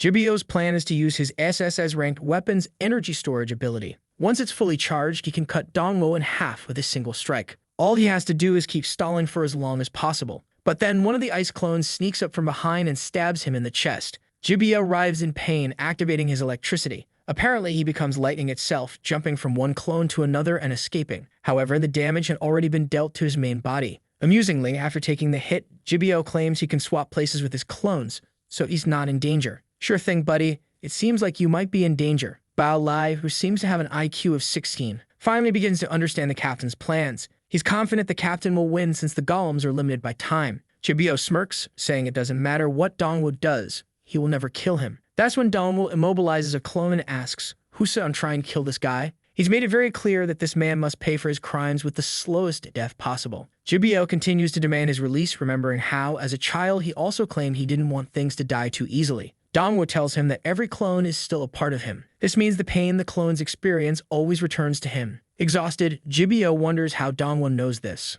Dongwo begins listing every crime Jibio has committed, stating that none of it would be resolved with a simple death. He crushes a clone's head, causing Jibio to writhe in agony. The ice creatures continue tearing apart the rest of the clones. Dongwo slices through another, saying Jibio will feel every one of these attacks. He must pay for all the pain he inflicted on others. Lying on the ground, Bao Lai realizes that the captain's ability is now the biggest problem. Jibio is starting to lose his mind from the pain. Yet Jibio remains confident, knowing that all he needs to do is finish charging the sword. It's almost ready. Finally, the weapon reaches full charge. He raises it high, declaring that with this strike, the entire demon clan will be erased. The golden light shoots into the sky. We then see a small creature hopping from branch to branch in the forest. It hides behind some grass and looks around. A soldier passes by, asking if anyone has seen the lightning dragon. The creature, perched on a tree, watches them move past. It approaches a younger Dongwo and is startled. The creature tries to attack, but Dongwo simply offers it some food. He tells it that he hates the war between humans and demons as it's causing so many to go hungry. All he wants is for it to end. Back in the present, Jibio declares that this is Dongwo's end.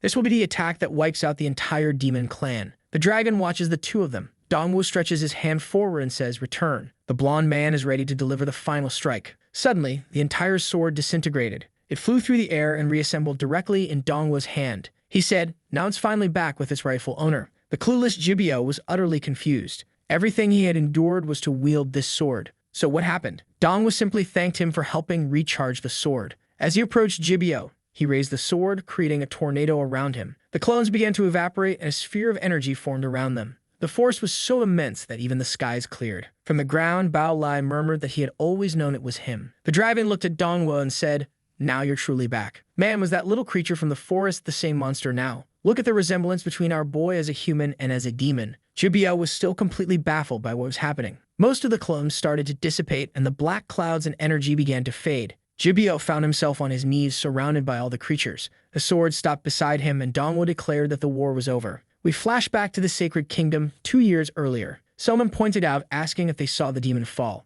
A younger Dongwo replied, saying to bring it back. The names in the descriptions seemed all mixed up, but trust me, it was Dongwo. He asked if she was mad about bringing the demon in her mouth, saying it made her look like a dog. Then he said he knew very well what the demon liked to be called. He patted its back, calling it his best friend. Back in the present, the thunder dragon, Gita, still had that device around its neck. Jibio, beneath it, ordered the dragon to block Dongwo. Dongwo told him to give up. There wasn't any more lightning in this place to recharge. Jibio could struggle all he wanted, but there was nowhere left to run. The blonde man, however, was confident, knowing the dragon had over 10,000 speed. He believed it was impossible for anyone to catch him. He pressed the button and ordered the dragon to fetch him, threatening to detonate it otherwise. Gita seemed to resist, but was visibly crying. It was the first time I'd seen a dragon with tears streaming down its face. Dongwo was furious, realizing those bastards had installed explosives inside it. Jibio ran toward the dragon, managing to climb onto its head. Meanwhile, Bao Lai begged to be taken along, but he was of course ignored as the dragon flew off. Jibio muttered to himself that it was worth it.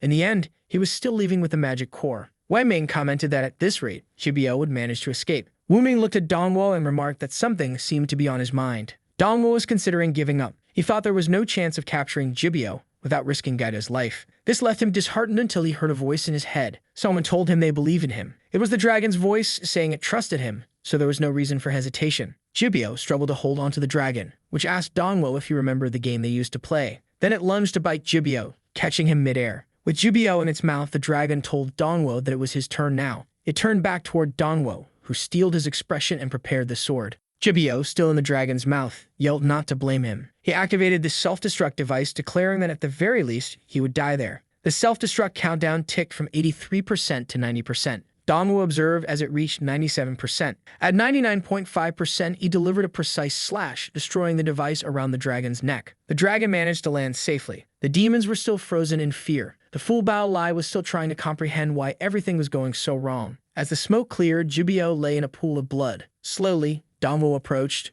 Jibio began pleading for mercy. Man, considering he was missing half his body, even sparing him wouldn't do much good. The man clawed at the ground, asking why. Why did he have to be completely destroyed? Dongwo simply narrowed his eyes and said that from the moment Jibio betrayed him, He should have known this would happen. Confused, Jibio asked what betrayal Dongwo was talking about. They didn't even know each other. But Dongwo chose not to explain. He raised the sword and told Jibio that when he saw Yunha, he better kneel and beg for forgiveness. At the last second, Jibio recognized him as Sha Feng Liao. But it was too late, as his face was cut. Now I get it. The man they betrayed and framed in this life was Sha Feng Liao. He was the protagonist in his previous life, but now he's in the past. Man, things just got complicated. And worse for Jibio, who took a slash for every atrocity he committed. The guy was sliced up like sashimi. I thought Dongwo was going to deliver the final blow, but he kept punishing Jibio for more crimes. It's hard to believe Jibio isn't dead by now, right? Finally, execution. Dongwo delivered 1 billion more cuts for everything Jibio had done. And now it's done. Watching all this, Bao Lai declared that he was now sure this demon was one of them, and that Sha Feng Liao had never been a deserter. So now it's explained they betrayed Sha Feng Liao in this life and made him desert. Because of that, Dongwo killed an S01 class demon. The course of the story had changed and he gained 2.2 million experience points. But then comes a plot twist. The scene shifts to a girl looking at a guy in a capsule. She says that now things were being completed. She mentioned that the weapon, the equipment, and the dragon had apparently all returned to him. The only thing missing was the woman. Man, she's really eager, and the girl is putting in the effort. The scene then shifts to the human base with someone saying they've received a message from the army. Unit 511 had been completely defeated, and Jinbio had sacrificed himself. That old man there is Xin Cheng of the Divine Legion and was Jinbio's father. Xin Cheng must be the most Chinese name I've ever seen in my life. The old man asks if they found the body, and the people say unfortunately not. He then says to prepare a national funeral with an empty coffin. The message was to be sent to everyone that his son had died honorably on the battlefield. He continues fishing while someone behind him is clenching their fists. It's Xinling Jinbio's sister, who says that damn Yuan Kingdom, she would make sure to kill everyone who lived there. The scene then shifts to a somewhat Arabian city. Inside the castle of the Wind Kingdom, a horn guy says that this letter came from the Conference of Alliances and asks His Majesty has chosen the representative. This guy is the king of the Wind Kingdom named Mo Fang. He knows that this Conference of Alliances is just a public humiliation for small nations like his. He then says that his city can barely produce rank of talents, and every time they send people, few return. But the guy completely ignores this and just asks if he has already decided. The man begins to transform, and Mo Fang asks for 2 days to choose the people. Well, man, but he was already killed with the guy saying that now the decision is made. The scene then goes to the Yun Kingdom and there's someone going to talk to Bingyi. Obviously, there's also someone delivering the so-called letter of the Conference of Alliances. The messenger says they never imagined that the Yun Kingdom would be attacked like this, and they've already sent some support. Bingyi is injured but healthy, saying she appreciates the assistance they will send. The demoness thanks her back, saying she's looking forward to knowing who will be the representatives of the Alliance this year. After all, this is the biggest annual event of the entire demon race. We then see a construction site. Someone extends their power and man, the whole building is reassembling. It's Tian Xiao working hard, until someone approaches and tells him to rest because the general wants to see him. Man, that's Lao Tai. The guy is alive at least. Well, not entirely, he's got his horns bandaged. He says he didn't expect to see a child helping, but Tian Xiao just says that it's the right thing to do since they also helped his mother. Apparently, it's Lao Tai who lost one of his hearts,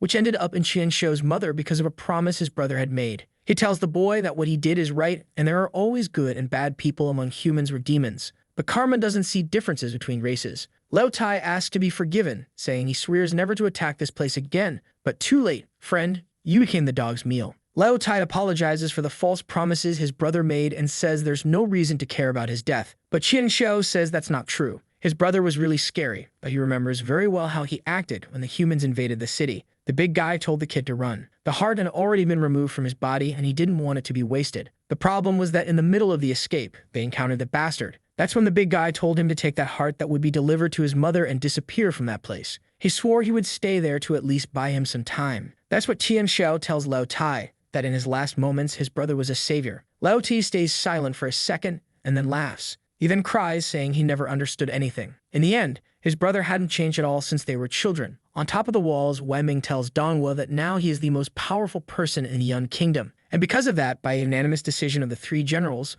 the rarest artifact would be given to him. That would not only have the capacity to elevate him to rank S, but also grant extraordinary abilities. But Dongwu tells them to keep it. So much energy would be much better spent rebuilding this entire kingdom, especially since he was preparing to leave this place. Confused, Wei Ming asks why he's joking about this. Meanwhile, Dongwu thinks that he knew they would react like this. As quickly as possible, he wants to find a way to become human again. He's still worried about Handi and whether she's safe. After all, he was human, and they were demons. He couldn't keep getting so close and developing feelings. He's realizing that it's getting harder and harder to die, and he's sure the demons won't help him with that. Suddenly, the dragon tells him to relax because Princess He was safe for now, and he wasn't going to leave there alone because he would always be by his side. Dongwo thanks him, saying it's always good to have him around. Gaeta then asks Dongwo where he plans to go. Meanwhile, Wei Ming keeps pressing to know his plans, but the dragon simply spreads its wings and flies away. In another part of the city, Wujin is lying in bed beside his father. He asks that his father knows when the next prosthetic arm will arrive. Huan replies that he's already asked that 3 times today. Huan wonders why his son is so worried and if it's because of that person.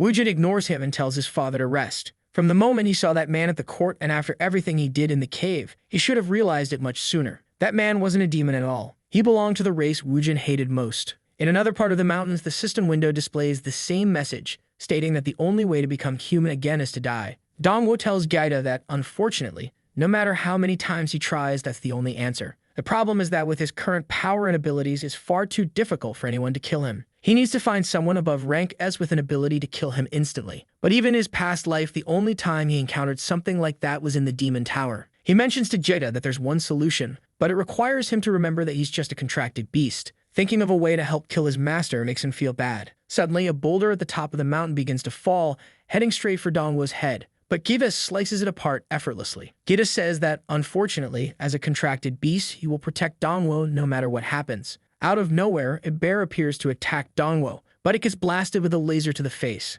The dragon apologizes, saying he's not doing this intentionally. Night falls and the bear becomes dinner. Dongwo, now full, picks up his sword and tells the dragon that it's best for him to recharge too. He slashes, activating a dimensional space. As they are about to enter, Dongwo begins dismantling the sword. He says that at dusk, they'll head east in search of the Demon Tower. Even though it's a vague objective, it's the only option he has. And if that's the case, what else can he do? But then, he senses someone approaching. The person places a blade to his neck and asks if the handsome one is planning to leave without saying goodbye. It's Mujin, who says there's a celebration happening in Yun's territory, yet the true hero is trying to run away. Dongwo asks why Wujin isn't drinking there instead of coming here. But Wujin ignores him, demanding to know Dongwo's true purpose in coming to the Yun kingdom. The protagonist notices Wujin's fury, but also realizes he has no intention of killing him. Wujin keeps pressing, asking about his connection to humans and why he knows so much about them. Why does the Thunder Dragon follow him, and why did that human weapon fly into his hand? Dongwo grabs his sword and reveals that he is human. He pushes Wujin's arm aside and says it's a pity, but Wujin can't kill him now. After all, dying wouldn't be a bad thing for him.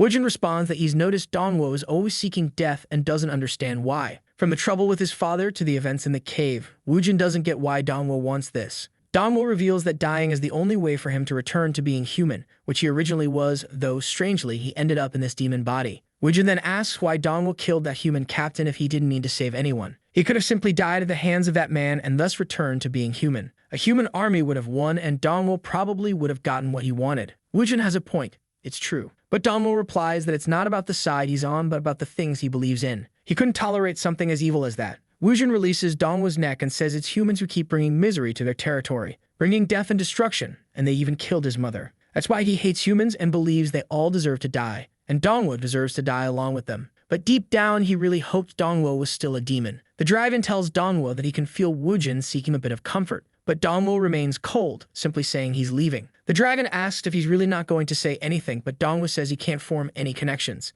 That's when Wujin reveals that in a week, there will be the Alliance Tournament, the most important competition among the 18 demon nations. A battle where each nation must send 2 demons, and obviously the strongest will appear, including numerous S-class demons. If Dongwo truly wanted to die that much, this would be a perfect opportunity. Even though he's the strongest in the Yun Kingdom, he shouldn't underestimate the entire demon race. Dongwo seems intrigued and asks if participants in this tournament can really kill each other. Wujin confirms, saying that the participants have no fear of death because they carry the pride of their nation. Obviously, in Yun's current state, no one wants to risk their life, and that's why the Demon Lord allowed both of them to participate. Wujin was going to help Dongwo come up with a strategy to die. However, the Demon King couldn't let anyone else kill him. Only Wujin could deliver the final blow when the time came. Dongwo stayed silent but immediately agreed. It was exactly what he wanted. Wujin explained that the Demon Alliance was composed of 18 kingdoms. That was said that the world's powers came from mysterious regions, and currently, the demons controlled 2 of them. The Alliance gathering served 2 purposes: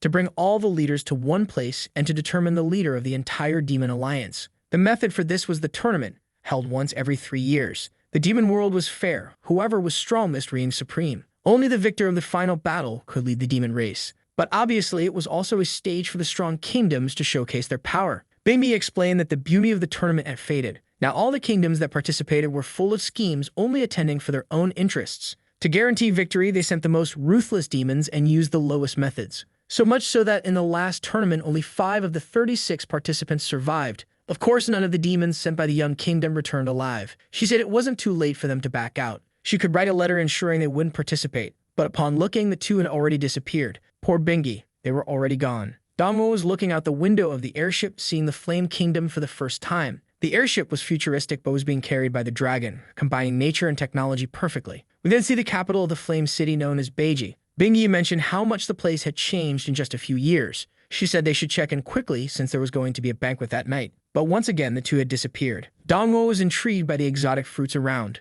Meanwhile, Wujin swore to himself that he would deliver the final blow. Wujin was eyeing a shop while Dongwo was more interested in legendary fruits. The vendor explained that the fruit was cultivated in demonic fields and had instant recovery effects. It was an extremely rare item known as watermelon. Wujin, on the other hand, was amazed that a street shop had so many ranked weapons, while the young kingdom had to use secret factories to produce special weapons. The shopkeeper chimed in, commenting about the young kingdom, saying it couldn't even compare to the Flame Kingdom. The Flame Kingdom had more power, resources, a stronger economy, and much larger land. He asked if Dongwo was there to watch the tournament. Dongwo was about to say yes, but before he could answer, a girl next to him made a noise. This was one of the competitors from the Yu Kingdom. Young Kingdom adds an N, remember? Xiang Lin commented that the Yu Kingdom must have run out of talent if they were sending someone like him. Wujin was furious, but the girl simply turned to the vendor, ordering him to pack all the ranked items and send them to the Xianbala Hotel. She handed him the money and said she was looking forward to seeing if the Yu Kingdom could surprise anyone this year. It would be nice if they were different from the past, as the only opponent for her was her own kingdom. Wujin sensed that the girl was clearly a ranked demon.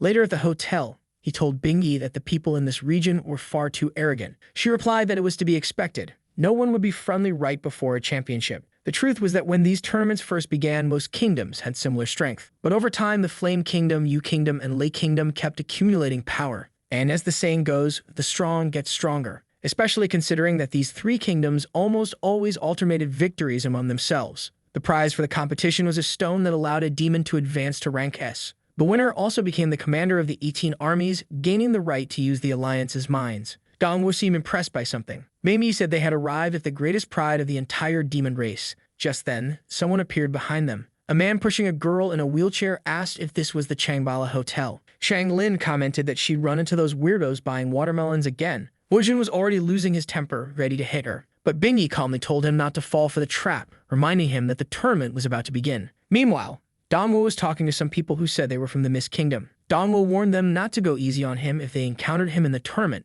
Bingy, seeing this, suggested they leave quickly. But suddenly, she felt a strange energy behind her and her backpack flew off. Dongwo didn't seem too concerned, wondering where the invisible thief was. But the guy from the Mist Kingdom stepped forward, telling Dongwo to watch his sister. He closed his eyes, exuding a blue energy, spread his arms, and summoned energy behind him. Suddenly, they were in a sea of energy. He opened his eyes and said, "Found them." He stretched his hand, launching an ice attack, and froze the invisible thief's foot. As soon as the thief looked up, Wujin was right in front of him, declaring that such behavior must be punished violently. The guy immediately reveals that he's from the Fallen Kingdom, and just begs not to be handed over to the guards. Meanwhile, Dongwo praises the boy for easily finding the invisible thief. Bingy thanks him too and asks if he's already rank S. The boy, named Lacey, says the Mist Kingdom has never had a ranks demon, but he's working hard toward it. The scene shifts to inside the hotel, where they all enter. They're registering while a guard mentions that apparently everyone has arrived. A man in a white suit nearby says it's time for the preliminaries to begin. Walking through the corridors, people comment on how crowded the place is today. Looking at the clock, Bingy remarks that they'll miss the banquet at this rate. Dongwo, while walking, finds it strange that they sent a wheelchair user to compete. Finally, it's their turn, but Bingy calls the Mist group over, telling them to go ahead. The receptionist asks for their documents, wondering why they're not already in hand. A bit embarrassed, Lacey hands over the documents and asks if she's referring to these. But suddenly, everyone starts murmuring about someone arriving. A man lounging in a chair comments that every time this guy shows up, it's a spectacle. Who's this now? Oh, here comes Lin and Lai from the Lei Kingdom. The man was the biggest star, and apparently they sent a wheelchair user just so she'd die in combat. Or not. Look at her serious expression as she speaks. As they enter, one of the guards approaches the line and orders everyone to move aside. The guard even tells Lacey to get out of the way. Lacey doesn't respond, and the guard throws him aside. The girl calls out to him but feels a hand on her shoulder. It's Dongwo staring seriously. The receptionist tells Lin Lai that his mother can skip registration entirely. Lin Lai replies, telling his siblings to escort his mother while he handles the check-in. and out of nowhere, he's hit by Dongwo. As he stumbles into the arms of the guards, Dongwo picks up Lacey's sister and places her back in line, declaring that they would go first. The receptionist is utterly confused, unsure what to do. Meanwhile, the man in the white suit is eagerly anticipating the show. The problem is that Dongwo has taken a risk, forgetting the title Lin Lai holds, the most powerful of all demons. Lin Li asks if he was really pushed. He approaches Dongwo, commenting on his bravery. But Dongwo completely ignores him, only asking the receptionist if there's an issue with the documents. Lin Li places a hand on Dongwo's shoulder and asks if he can't hear him speaking. Clearly, Lin Lai is exerting a tremendous force, but nothing is happening. Wujin mutters that Dongwo should rip his hand off. Lin Li pauses for a moment and lets out a Joker-style laugh. Even Wujin feels the pressure. Lin Lai, now excited, says he admires Dongwo's courage. He finds his power fascinating and can't wait to see his abilities. But suddenly, someone raises a hand, asking Mr. Lin not to do this, as he would be disqualified. It's a short demon who declares that Lin Lai is a super VIP and doesn't even need to be in the common registration area. Lin Lai should already be in the luxurious suites and shouldn't concern himself with these lowly people. After all, the common quarters are only for smaller kingdoms. Lin Lai retreats, saying he understands, and bids farewell to the two, stating that the competition awaits. Wujin approaches the receptionist, asking how long they'll have to wait. A demon from Aoklingo steps forward, saying he'll handle it. He asks if Lacey's card is valid and informs him that the girl beside him isn't authorized to check in. Lacey protests, saying it doesn't make sense since the invitation allowed him to bring a family guest. But the demon dismisses him, claiming there's no proof she's his family. He also mentions that the rooms are nearly full. Dongwo begins to notice how much harder everything is for the lower-ranked kingdoms. Jin grabs the demon by the neck, reminding him that they are invited participants and should be treated with respect. But the demon tells him to let go, warning that Jin isn't competing and could cause their team to be disqualified. Reluctantly, Jin releases him. The demon sneers, saying kingdoms like Yun and the Mist Kingdom should never have joined the alliance. It's ridiculous for them to demand to be treated as important people. But Bingmi intervenes, stating that everyone there is overestimating themselves. Suddenly, the demon explodes in rage, calling them a bunch of filthy farmers who only came to steal food and drink. Jin grabs the demon's mouth and begins lifting him, pulling him by the neck. But Bingmi steps in, tossing him aside. She declares that coming to this place and experiencing everything for free is a great blessing. However, that doesn't mean they should be treated differently. She slams the demon to the ground, proclaiming that as the current lord of Yun, she will not allow her citizens to be humiliated. She is a descendant of Liu Yun and was present at the formation of the 18 nations. What the demon just said now gives her the right to give a like. And do you remember that the last chapter ended with the redhead beating up the old man, giving him that scare, warning that when the demon clans got together, they made a vow to stay united. And anyone who had the intention of causing dissolution or division among them should be executed, especially because the alliance was originally a symbol of unity, sharing, and prosperity. The chubby guy is their all-trembling man. What's that face? Looks like he's crapping himself. Meanwhile, the evil one is already flying up high, saying it looks like everyone forgot that little promise. Suddenly, a little elf showed up clapping and saying he really liked what he just saw. The name of the rascal is Sai Ming. The short guy is trying to ask for help from him too. And the blonde guy apologizes, saying this only happened because of their terrible hospitality. The angry one already realized he was the boss and said that place was chaotic and poorly managed. And Wujin agrees, saying with subordinates like those, man, this place is bankrupt. To prevent the bastards from causing problems, the guy in the suit already apologizes and says the most luxurious rooms had been reserved. And to show regret, he was going to gift our boys' group a presidential suite. He goes up to the girl in the wheelchair and tells them not to worry. They could stay in his private suite, man, which is the penthouse in a nearby house. Still saying the place had a fabulous view, and all this wasn't an excuse for the hotel's poor management. They just hoped they'd be understanding and accept the apology. Besides, they have a big banquet later and everyone was supposed to join. However, our protagonist wants to know what they're going to do with the short guy. No way they were going to let him get away with this. The elf is trembling with rage while the other guy is crapping himself, man. The bastard wasn't going to let it slide. Then he pulls out the .38 and says that right there would be the verdict. He loads about 6 bullets, leaves only one spinning, and says that fate will decide the guy's future. He puts it to the chubby guy's forehead and says his chance of surviving is 1 in 5. Everyone is tense there, but our boy, right, I don't know, is just watching. The trigger is pulled, but obviously the gun doesn't fire. Immediately, the chubby guy goes to lick the boss's boots, man, for being merciful. Even so, he is banned from the hotel, man, and the guy says he should never show up there again. After all that mess, it's time for the group to leave. They head toward the rooms, while the secretary in the back says that all of that was kind of scary. Good thing Seeming arrived in time to stop the whole mess. But the guy is thoughtful, man. He's surprised because during that whole conflict, our boy didn't flinch. Just watching our boy from behind, man, who's mentally talking to Gita and asking if she noticed anything strange. There was no reason for a hotel manager to try to provoke them like that. She replies that she thinks that bastard is just putting on a little show. He finds it confusing. Why would they do something like that? set a trap to try and eliminate them. If that was the case, why would he get involved to protect and stop all of it? Nothing made sense. The only reason that made sense in his head was that this guy probably wants to see everyone's strength, almost like he's selecting opponents. And look at the bastard just looking back with a little smirk, man, while saying they'll meet in the arena. The scene then changes to a naughty girl sitting at the table. Man, who are you? Is this the end of Tiny Eyes? Oh damn, we won't know because the next chapter switched over to talk about the arena. The tournament would be divided into 2 stages. The first scenario would be qualification, the second elimination. All 36 participants from the 18 realms would compete, and the champion from the last event would skip the qualifiers and go straight to the main event. The restaurant is divided into 7 groups, each with 5 people. The battle will be the basics. Every man for himself, 2 for all, and let's go. The other winners go on to one-on-one matches until only one is the champion. Thanks there for explaining how a one-on-one tournament works. Each one goes one-on-one until there are only 2 left, and whoever wins between the 2 is the winner. Woojin, my man, is angry because the situation yesterday at the hotel left him full of rage. They thought they were going to relax peacefully at the banquet. That wasn't the case, right, man? Big Liu Bingyi went on to say that they were representatives of the Yun Kingdom. However, the area was restricted to delegations from the Flame Kingdom. Besides them, only the Yu Kingdom and the Lei Kingdom were allowed in, so they would have to go to the lower kingdoms, since the priority was to give the best of the best to the people from the higher kingdoms. While all that's happening, Woojin is getting more and more furious. The poor vendor nearby tries to wave goodbye, but is left hanging because of Woojin's anger. He had gone there to buy some equipment, some potions, check out the items just to make sure he hadn't forgotten anything. But right nearby, a robbery was going on, and my impression is that the artist forgot to draw the rest of the guy's body. Oh damn, and which damn Chinese guy came up with the idea of putting a loli in man? As if the Japanese doing that wasn't enough. Don't forget the big evil one. Get out of here, girl. And there she is saying that this kingdom is a disgrace. How can a place that claims to be advanced have street criminals?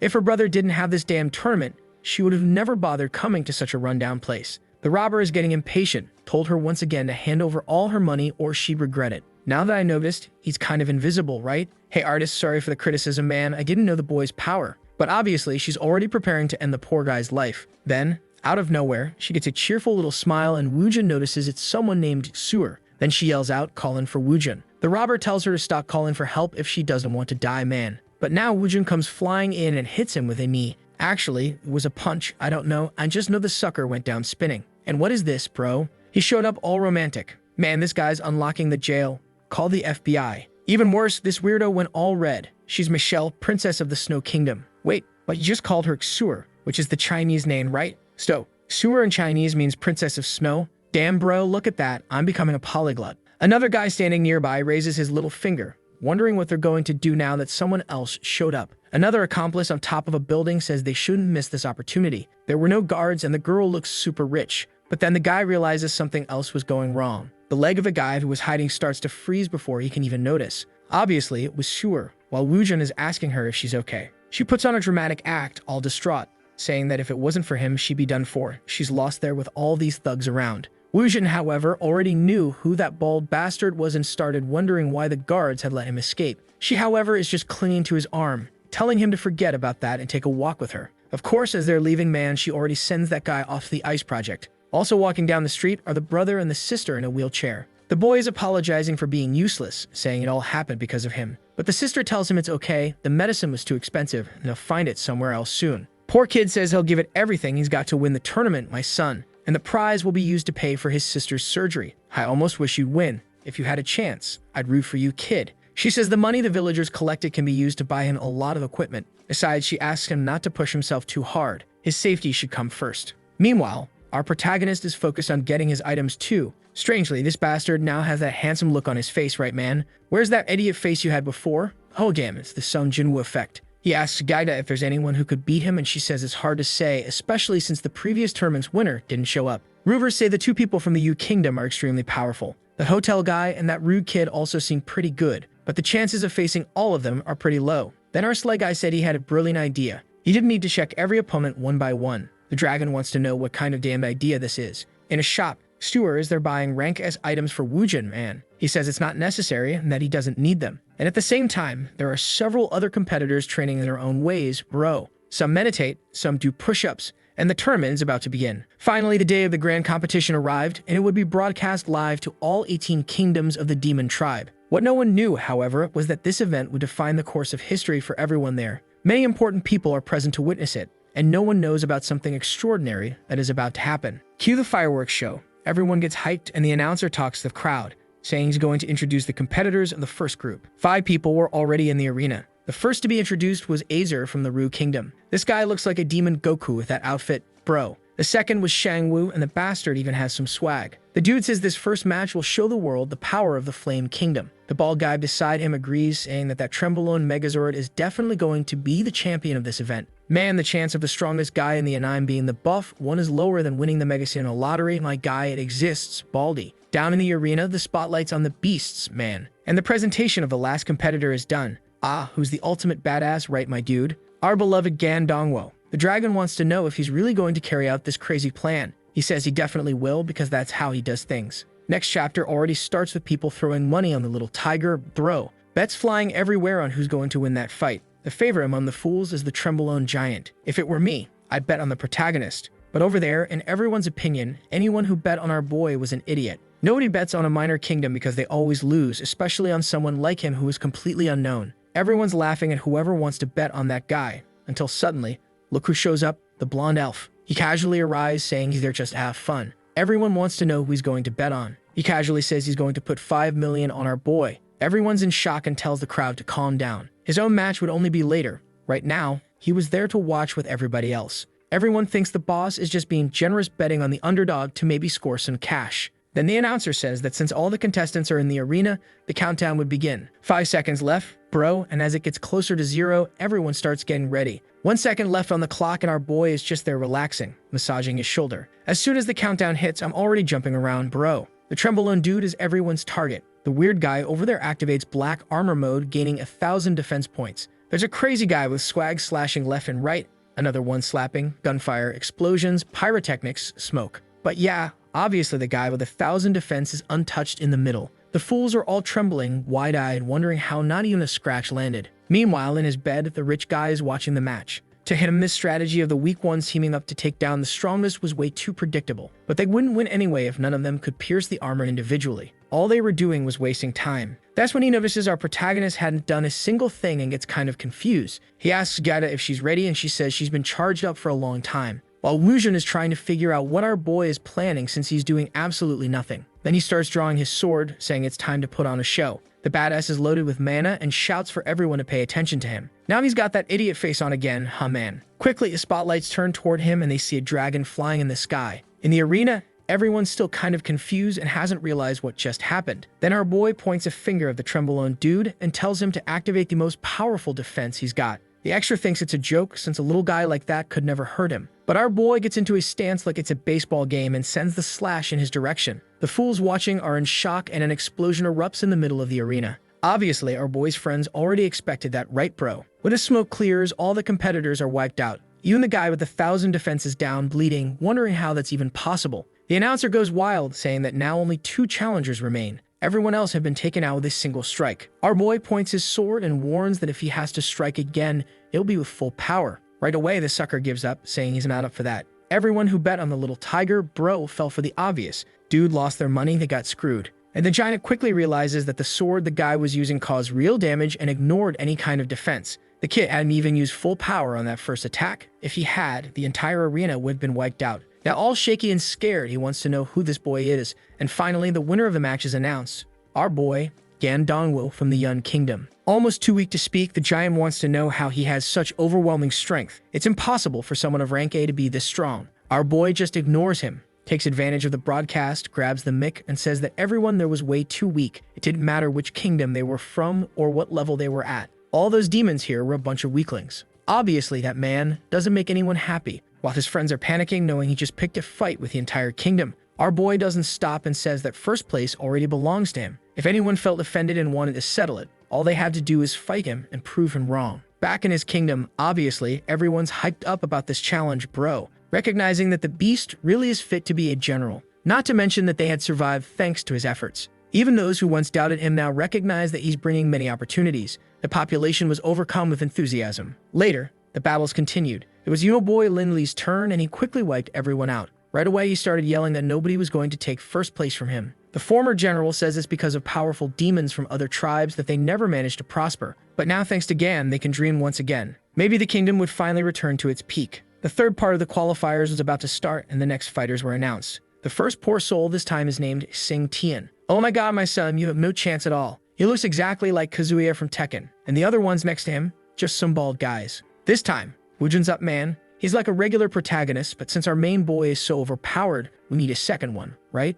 That leaves you wondering, will he win? Will he lose? Only problem for the poor guy is that since our boy wipes everyone out, everyone has super high expectations, especially since he's from the same kingdom. At least at the 7 battles in this round, this is the only group with no rank S man, so maybe it won't be too hard. For our boy, unless they were demons above rank A+, Woojin wouldn't lose to anyone, unless it was to him. Meanwhile, Asura is there cheering excitedly, and it looks like some folks are realizing she's the princess of the Snow Kingdom. The match then begins. The generic nobodies and the bald guys gang up to go after him, man. He notices that everyone's so angry because of what our boy said, which is only making things easier for him. One slash takes out one of the suckers. The Tekken-looking guy finishes off another from behind, and now it's one-on-one. At least he knew this bastard was rank A and had extremely high attack power. And the weirdo is staring him down, licking his lips. Get out of here, man. You're all drooly. Go clean yourself up. Woojin charges in immediately, thinking that ever since that power-up in the cave in his battle with the human race, he had become much stronger. He dodges the strange guy's attack, leaving only an afterimage behind. Bro, the kid is way too fast. The sucker is shocked. How did he move like that? He takes another venomous hit that deals critical damage, man. What's that? Already on the ground, bro.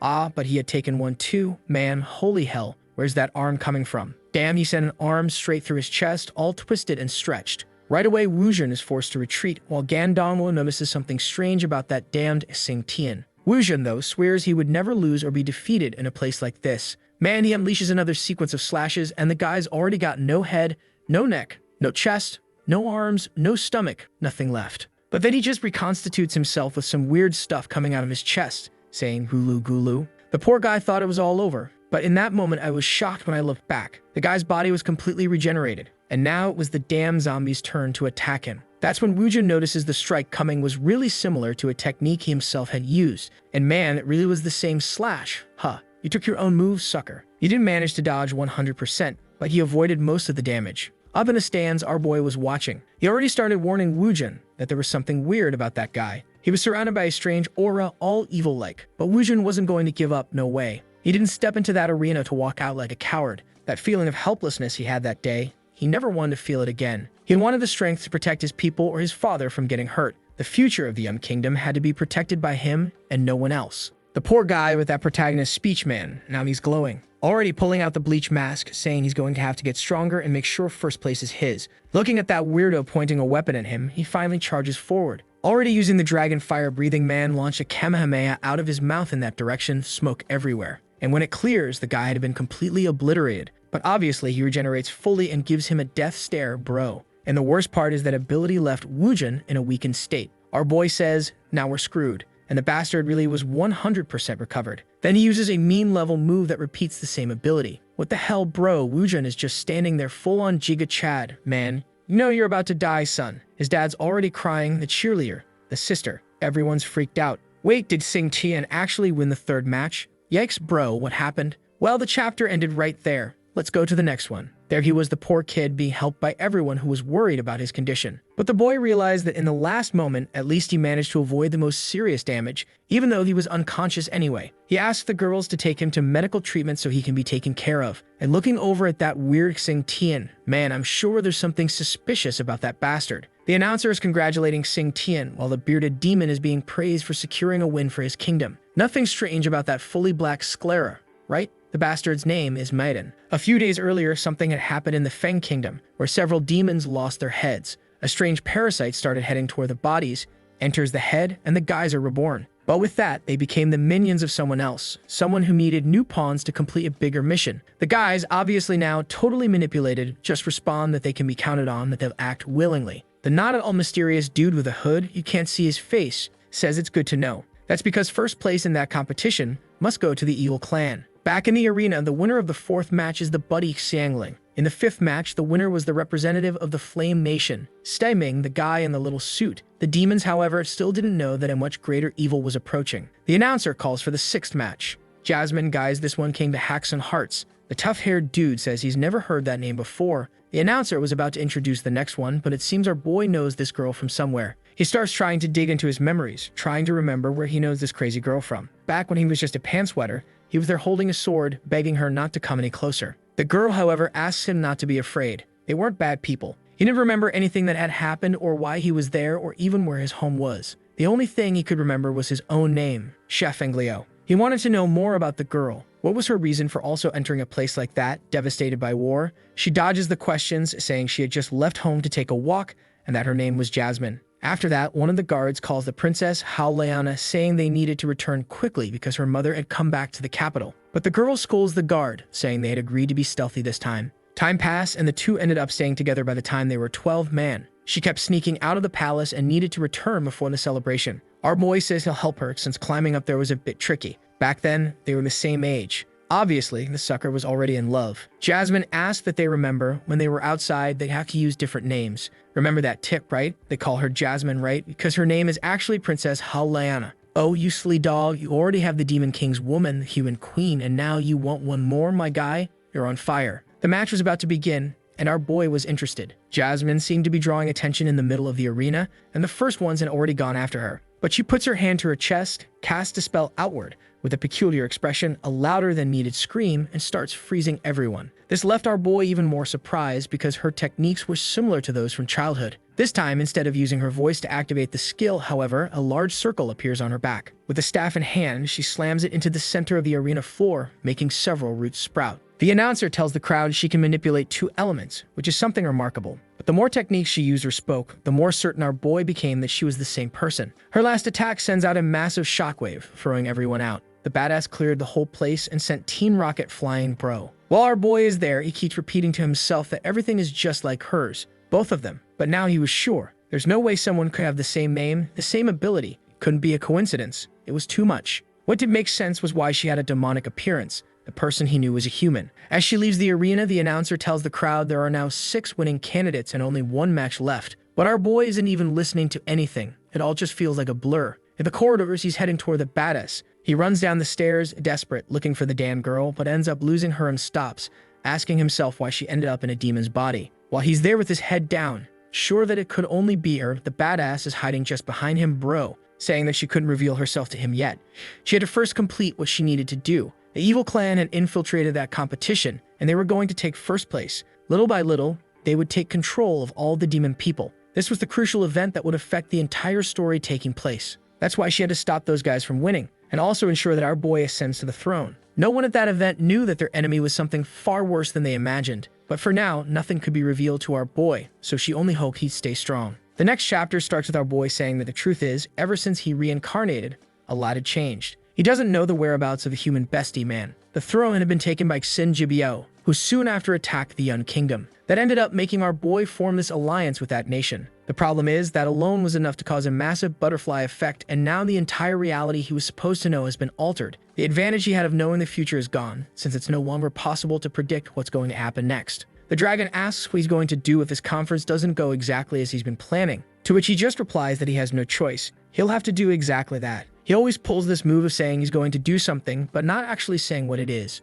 In the tournament then, the 7 candidates have already been selected for the next phase. Among them, the former champion. And now, only the last battles of the qualifying phase remain. Flying over the arena, the announcer asks who's going to be the last one standing. In the middle of the arena, only 2 fighters remain. The battle is intense between the little boy and the muscle head. The problem is that the bastard is an S-rank demon and leader of the demon underworld. Lao Bai is the name of the badass, and he asks if the boy was the one who attacked his subordinate the other day. The crowd is all cheering for the bald guy. I'm pretty sure they bet on him, and he says he saved the boy for last just to have fun crushing him. Trying to scare the kid, he says he'll show him what happens to anyone who disrespects the gang. Meanwhile, everyone's watching the fight. Our protagonist asks if the kid stands a chance. She says, unfortunately, that boy helped them before, man, but the poor thing isn't much. Gandongwa then says that apparently he's not on the same level, doesn't have the same strength, doesn't have a good family, doesn't have money. He has nothing. The only person who believed that Bastard would win was his sister. But that's exactly why he had to be determined to win. Because there was someone depending directly on him, man, he wasn't going to fall there.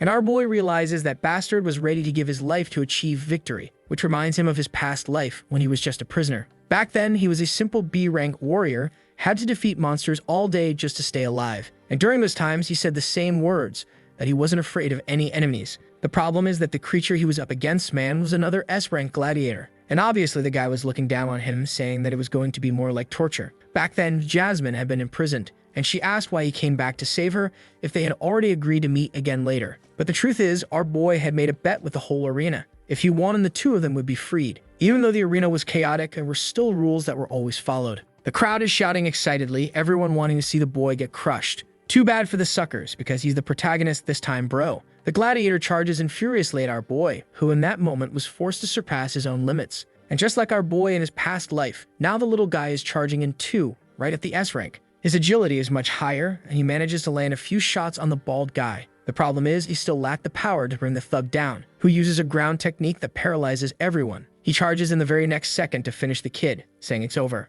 Our boy though, man, is this gonna be the vibe every time now? Huh, you bastard. Took a beating back when he was in the arena, right? Who would have thought? Took a huge blow right to the chin. After that beatdown, the poor guy tries to get up, but bro, the crowd is just screaming, saying it's incredible. Obviously, everyone's begging, pleading for the boy to be crushed. Back in the present, another bald guy says he's going to get revenge on those damn people who were born with hair. Jasmine in the past was screaming desperately, thinking our boy was about to pass on to the afterlife. Meanwhile, the sister in the wheelchair is feeling the same way now, man, thinking her brother's about to die too. Both of the S-rank muscleheads felt the same rage for being challenged by someone so much weaker. But the boy's determination, man, was unshakable. Right as he was about to deliver the final blow that would decide the match, the bald guy was already tasting victory. The attack that was about to hit sweeps across the arena. But in that same second, the little guy's already at his back row. At the same time in the past, our boy did the exact same thing and landed a slash. Both of them swearing they'd never lose to that guy. Our boy says people evolve like never before when they push forward in an impossible situation. And man, the kid landed an arrow straight through the bald guy's skull, bro. At the same time, he advanced to S rank and led the Lace Patriot unit. What is this, man? Covered in golden aura. He's a beast for real. Alright then. In the crowd now, it's just jaws dropping. Everyone's in shock. And in the past, it was the same thing with our boy. Back then, he became the youngest S-rank warrior in history. Big Balloon Girl is shocked too, saying he evolved mid-fight. It's the first time she's seen someone reach S-rank right in front of her. And our boy in his swag-out suit says a king is always born from someone weak. While the announcer is going wild, saying that was an incredible match, Lace from the Mist Kingdom shattered everyone's expectations. With that, the 8 finalists had been decided, and the tournament would move on to the next phase. There would be 3 stages until the final, and obviously now, bro, it's all one-on-one battles where only the winner moves on. Whoever was called was to go backstage, so the matches could be drawn. Everyone heads to the hallway, right, man? And soon enough, look who's up front, the baddest girl. Our boy, as always, is just thinking how similar she looks. And he doesn't even want to know how things are over on the human world's side because he's been living with the demons for a long time now and hasn't heard a thing.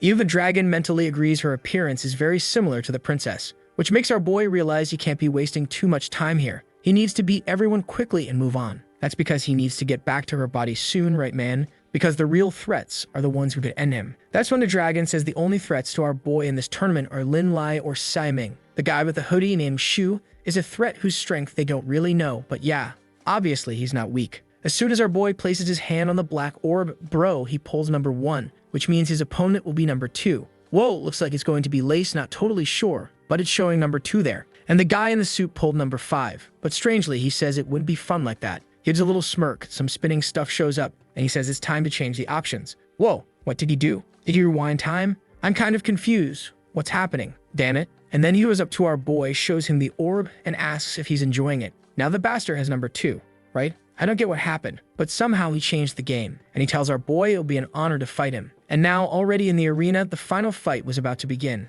And unlucky for the crowd, 2 battles would happen at the same time each round. What? Forcing everyone to lose fast? Then the blonde half-elf dude named Sai Ching speaks to everyone. The first match would be between our boy from Yuan Nation and that damn blondie, bro. The second match would be with the popular and stunning Xiango. That's what the guy called her, against the weirdo who got his neck cut and is still alive. Since the elimination stage is very dangerous, they do things the way they always do. A purple power appears beneath our boy, the guy jumps, and says the matches will happen in another location. Now teleported to another platform, they're actually standing on top of a gigantic statue. So huge they look like little ants. And our boy immediately asks if the guy used his ability just to make sure he face him. He says he already knows. Ever since the first time they met, he noticed the guy was using a certain mysterious power. The first time it became obvious was when he used that revolver with only 1 bullet left and it didn't fire. Apparently, he's looking for a powerful opponent, but he's not really that interested in the tournament. After all, if he really wanted to win, there were other ways to do it. So our boy asks why he was chosen. The guy just laughs like a lunatic and says that the kid really isn't just anyone.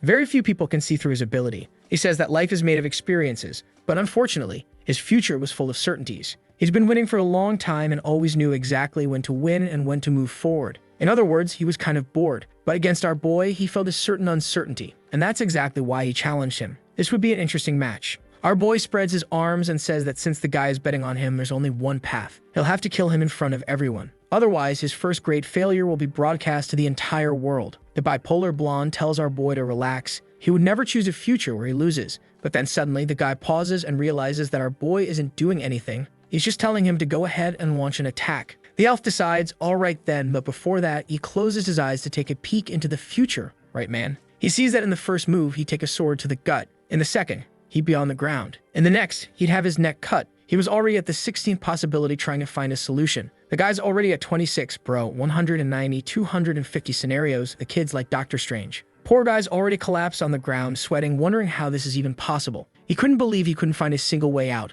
Not even against S-rank demons had he ever gone through something like this. He starts getting up and says he's heard of legends, beings that defy the abilities of mortal humans. They're like bugs or basically unsolvable things. Meanwhile, in the other fight, bro, the poor waifu is getting a harsh dose of reality. Looks like she's trying all the power she has, but the bastard, obviously, regenerates instantly, and like that, there's no way to kill him. Take that.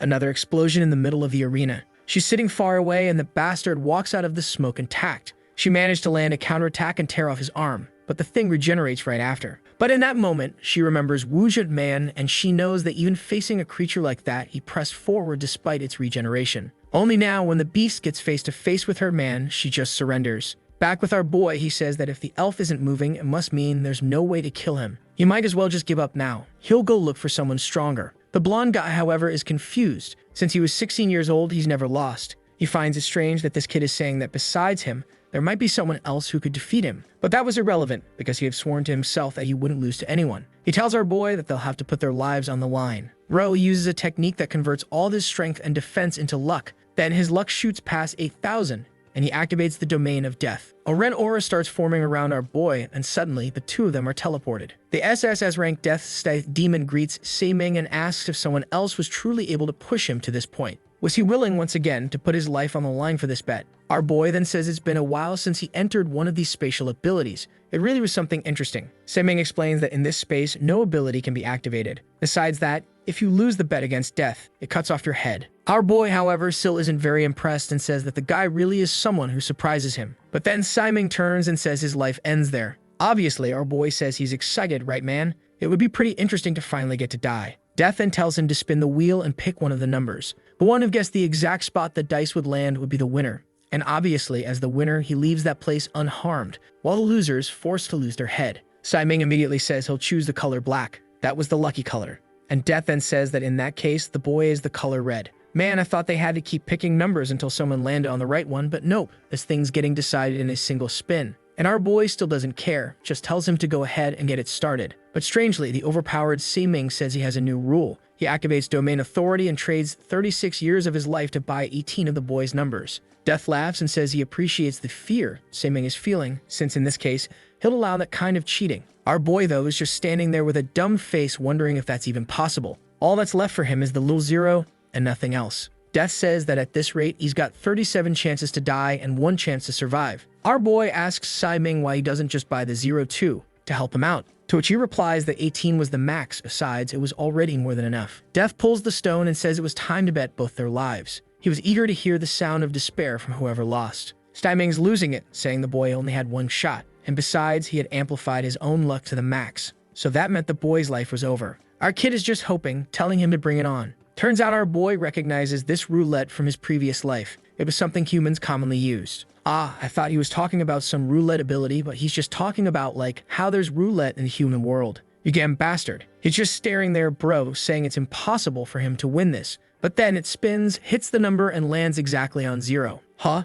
Ima wasn't expecting that. I thought he was gonna lose and Death was gonna manage to kill him. But nope, the kid. Now I want an explanation. Sir Ming goes silent for a second, and then pulls an angry face, wanting to know how this is even possible. He had a 97.3% chance of winning, and that was just the base rate, not even counting the 8,000 luck points he stacked before entering that place. He turns to our boy and asks if, by any chance, his base luck stat is higher than 8,000. Death is there saying that even he himself has never experienced anything like this. Looking at our boy, he says that his luck was way too high and undetectable. He says this to Saimeng, explaining that he can't even see the kid's luck stat. Our boy immediately understands why he can't die no matter what. The luck stat was one of the few attributes that was awakened and didn't change much. It wasn't that useful, since in combat it rarely mattered, maybe just once in a while helping you dodge an attack. On the other hand, in life, luck could help someone gain all the money in the world. At that, he starts wondering if that's the reason why he hasn't been able to die since the beginning, which obviously complicates everything. How is he supposed to fight against his own luck? Then he asked himself why he was transmigrated into this body in the first place.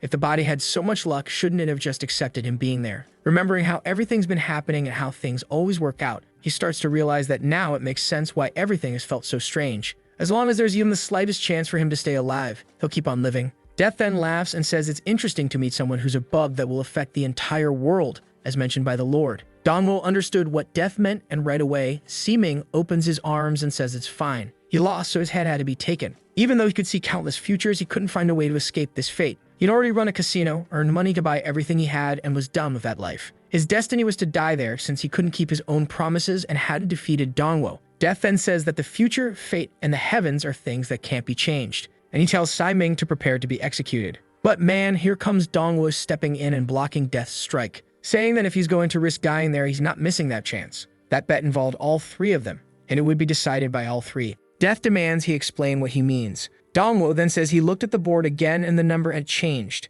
Death, however, says clearly he must have moved the thing himself, trying to throw his life away. But he had to understand the consequences of an action like that. Still, our boy points his sword and says that his future is determined by himself. If Death wanted to make sure the board was respected, then come fight him. Saiming, however, thinks Dongwo doesn't understand how that place works. The moment a being with that kind of power appears, everyone inside loses all their abilities and becomes ordinary beings. The demon then says fine, if he's seeking death, then let him find it. He unleashes a full strike that begins to ignore the domain's restrictions, but obviously at the same time his life gets restored instantly. Saiming asks how it's even possible for him to regenerate if no ability should be working. Suddenly, Death says he knows only one person who'd survive something like that. Someone he knows, someone familiar. Then, out of nowhere, Death drops to his knees and asks if he inherited the powers of her lord. He says that once he was part of a contract with the demon general. Because of that, Death's powers don't affect the general in that place. In other words, he's deduced that it's our boy. Saiming says he must be joking, that this legend of the demon king was just nonsense. But Death is crying now, man, saying that since the king's death, he sealed himself in that place, waiting for him for hundreds of years and asking if he can serve him again. Dongwo, however, just stares silently, and with that, he's back in the arena. Saiming comes walking up and says he didn't expect the boy to have a background like that, but he's come to the conclusion that now that the ace has been played, and he didn't win, the only option is to surrender. The two return to the arena, and he says he's curious to see our boy using all the power he has. The announcer then declares that in the first match, Siming has surrendered, but the people in the arena are all wondering what just happened. The two stared at each other for 5 minutes, came back here, and one of them surrendered. And the old guy's horn companion is saying that the Fire Kingdom is being humiliated. Everyone's surrendering to this kid. Now that I notice, it's a bearded elf man. I think that's the first time I've ever seen a cursed thing like that. And he says if Saiming surrendered with such a calm expression, then he must have had his reasons. The first 2 rounds are over now, right man? The little waifu got beat up. Look at her already arriving at the hospital, bro, all bandaged with a slash on her arm. On the stretcher next to her is Woojun,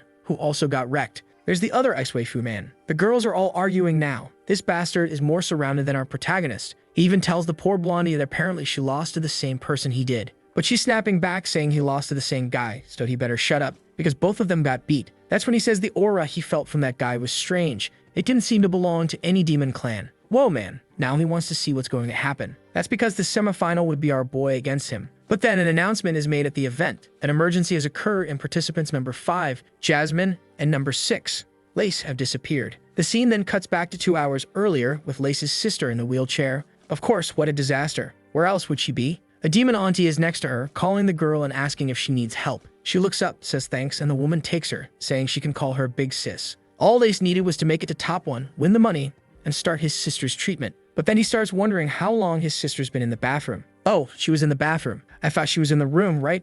But no, because now only the chair is left behind. The van speeding down the city roads. The poor girl's been taken. What is this? Turbocharge. We're already in the mountains, man. They're already at a temple. The woman's out, already handed the girl over, paid the priest. Damn. But when the guy opens the back of the van, he asks, where's the delivery? The demon lady wonders how it's possible. She was in the wheelchair, and she was drugged. There was no way she could escape. The monk, though, says she knows what the rules are in that place. All shaken up, the lady says not to worry, she'll find her now. But suddenly, something starts coming out of the guy's neck, and he says she's lost all credibility. Turns out she was smart. The moment the woman covered her mouth, she held her breath, stopped breathing, pretended to faint, and slipped out once the van started moving. She was walking alone through the forest when she found a strange temple full of people. That immortal freak from the arena is saying they'll have to gather everyone. Plans have changed. Someone had already noticed his presence, and they'd have to move things ahead. Yeah, nobody hunts anymore. Everyone wants to watch the tournament. Lace's sister, still don't know her name, is wondering why everyone seemed possessed. Then she spots that receptionist from before with a bleeding black eye and remembers she wasn't like that before. But right at that moment, someone behind her asks what she's doing there. Man, when she turns around, there's this freak with an open face saying the master is waiting for her at the meeting. Suddenly, this story got creepy. The girl was trembling, but then the guy gets closer and notices she's not one of them. Yet another guy peels open all twisted, but the smart girl acts fast. She puts on a dumb look and says she was given a special mission by the master. The guy dissolves, gives her a look, and says he understands. Luckily, he leaves and she realizes they seem unable to properly identify outsiders. But it's clear she has to get out of there now. She also noticed that the guy in the middle was obviously a tournament participant and something shady was happening. She needed to warn her brother. She has no idea where she is, but the competition hotel was so huge that if she just heads in the right direction, she'll find it. But then someone else from behind, yep, it's that damn woman again, saying they've met once more. The poor girl turns around, but of course by now the creepy lady's transformed, and again, another freak monster shows up. But right as the bite is about to land, an arrow tears through and explodes the woman. It's getting kind of gory now, bro. And now Lace arrives, little badass has some swag, I'll admit. He asks if his sister's okay, and she says yes. Right away, he runs up and gives her a hug, telling her not to be afraid. Man, but look who showed up with them. The immortal devil still says this is the perfect situation. Bro, in that very moment, Lace doesn't waste a second. Already up in the sky, launching spells and firing arrows right at the bastards. There go a bunch of lines, smoke rises, tons of scenes getting cut. Around 30 magic circles falling from the ceiling to the ground. Man, he used up all his energy. The problem, though, is that we already know how these guys are, right, bro? Everyone's still standing intact in front of him. His sister said the obvious. It looked like those bastards had the same resurrection ability as Sing Tian, but she points out they probably had some kind of connection between them. Lace activates a sound cloud that starts sending waves around, and he spots some creatures inside each person. They were weird bugs, but the moment he noticed, the guy already ordered everyone to attack. Man, his sister is smart, bro. She says she's noticing they have a hierarchy system. They needed to deal with the one doing the controlling before doing anything else. Lace just says he gets it, and the kid's got guts, bro. He jumps back up, does a spin, activates his circle, and lands an arrow right on target. It was a freezing arrow. The guy's now a popsicle man. And with that, the others kind of cancel their movements too, right? Because they must have lost communication. His sister smiles and says those bugs must have some kind of mother-child relationship. They can only act if they're following orders. So if they cut off the source signal from the rest, they only needed to beat one. The problem, though, is that Lace is getting tired. He just advanced to rank S, and those abilities use up way too much energy. His sister's still smiling, but now, yeah, of course, her face changes. I already know that when I scroll down, obviously, she got stabbed in the gut. Ah, well, I mean, it's just a little slash. Can she die? Yeah, it's possible, but usually I see some craters. And it was her, that damn old lady again. Huh, but she shouldn't be. Alright, it's because her host is from that monk guy, huh?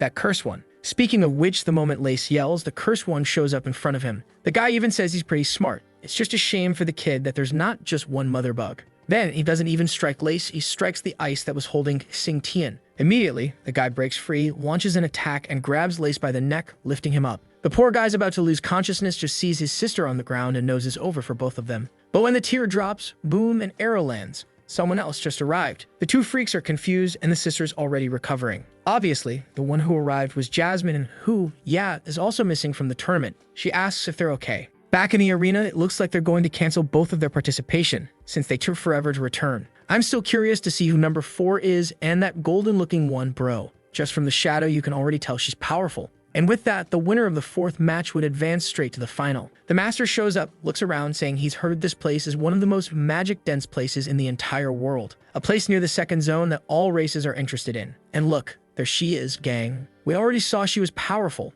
and she says he has no chance of winning. The red tuft-hair guy pulls a dagger. He's about to say something, but before finishing, he himself dashes through a portal and appears behind her, saying he's going to be the winner. Goes in for a slash, but she crouches with a dangerous move and bam, kicks him right in the face. Meanwhile, our boy is watching with Bingy. Looks like Red Tough Guy has Cloud Element power, and that girl over there has Star Element, which is basically a counter. Suddenly, Wuzhen shows up, saying that even though she has the power of stars, that wasn't the real source of her strength. Bingy asks if he's already recovered, and he replies that those kinds of injuries are normal on the battlefield. Then he turns to our boy to say something, but our boy instantly replies that he will win against Xingtian. It had been a long time since he felt a presence like that. It seemed the opportunity he'd been searching for had finally arrived. Meanwhile, deep in the forest, there's Jasmine mobilizing the three of them. The girl in the wheelchair asks how she found them there, and she replies that she's been tracking this organization for a while. And now the truth had finally become clear. These people had original bodies of the demon race, but they had been parasitized by the evil race.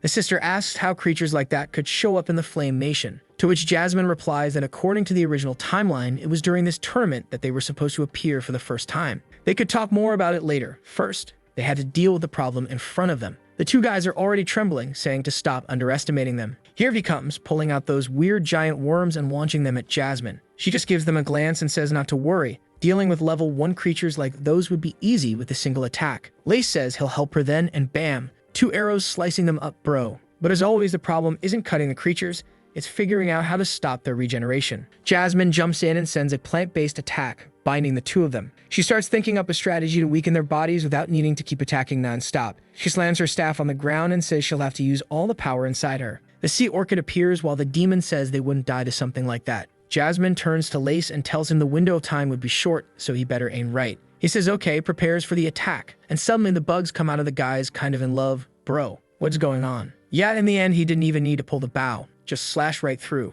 They drop to the ground. Looks like they really died, and Lace celebrates. Yeah, that was easier than I thought. Poor Wuzhen suffered so much. But now Jasmine is kind of falling apart, saying she doesn't have much time left. She tells them to come closer. She has something important to say. Meanwhile, back in the arena, bro, it's the fight we wanted to see. Please, artists, show us more of your talent with the baddest girl. Red Tuft Hair Guy is given his speech, but she already knows the poor guy doesn't stand a chance, right, bro? He sends in his shadow clones, one on each side, grinning, but she just extends a finger, activates a lightning blast, and fries everything around her. The sucker is shocked because she has both the star element and the lightning element. He wants to know why she hid that from him. She just turns and says he was never enough to make her go all out. She stretches out her hand and sends the poor guy flying, bam, into the ground. With that, Shu from the Boo Nation is declared the winner. The chubby lady in yellow of his mom is already calling for a stretcher for her son. Meanwhile, everyone's still wondering what her true strength is, since it looked like she didn't even try. Wuzhen is stunned that the tuft hair guy man got wiped out in an instant without any chance.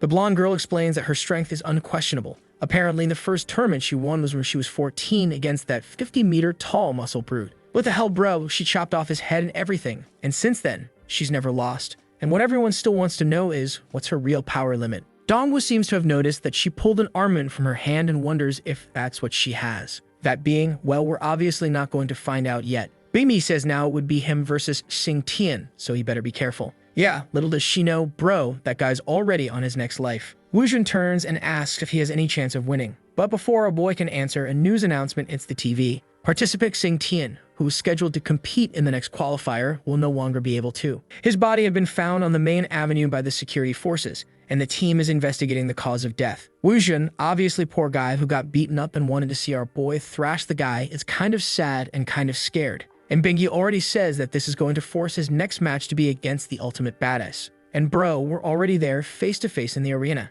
The badass girl is looking gorgeous, arms crossed, giving him a stare. And the crazy guy was thinking that somehow he felt like this woman had the power to defeat him in an instant. In other words, this was the last chance he had to finally die. Nearby, though, Saming is thinking that he'll finally get to see their true strength. The great battle between the two strongest demons of the demon clan was about to begin. Lace is arriving all exhausted, but the guards say the match has already started and he can't enter. He just pushes past them and says, "Out of the way, loser." But when he goes down the corridors, another one shows up and slams him to the ground. What the hell, bro? These guards are restraining a rank S? Dear Lord, calm down. And looks like he had some very important information to give Dongwo. Back in the arena, Shu asks if it was him who said all the demons from her kingdom were weak. He says it was him indeed, and now he wants to see if she's really that strong, and if she can take first place from him. The fierce lady is there with a stone-cold face, saying she'll give him 3 seconds. That's enough time. I agree. 3 seconds is actually quite a lot, girl. Next chapter starts with him. This is him in his past life, saying not to worry, that he would bring victory to everyone. He approaches the waifu, saying that soon he would be back home to marry her. Easy to promise, huh, bro? Went in the next life just to dodge the wedding. And now she was going head-on.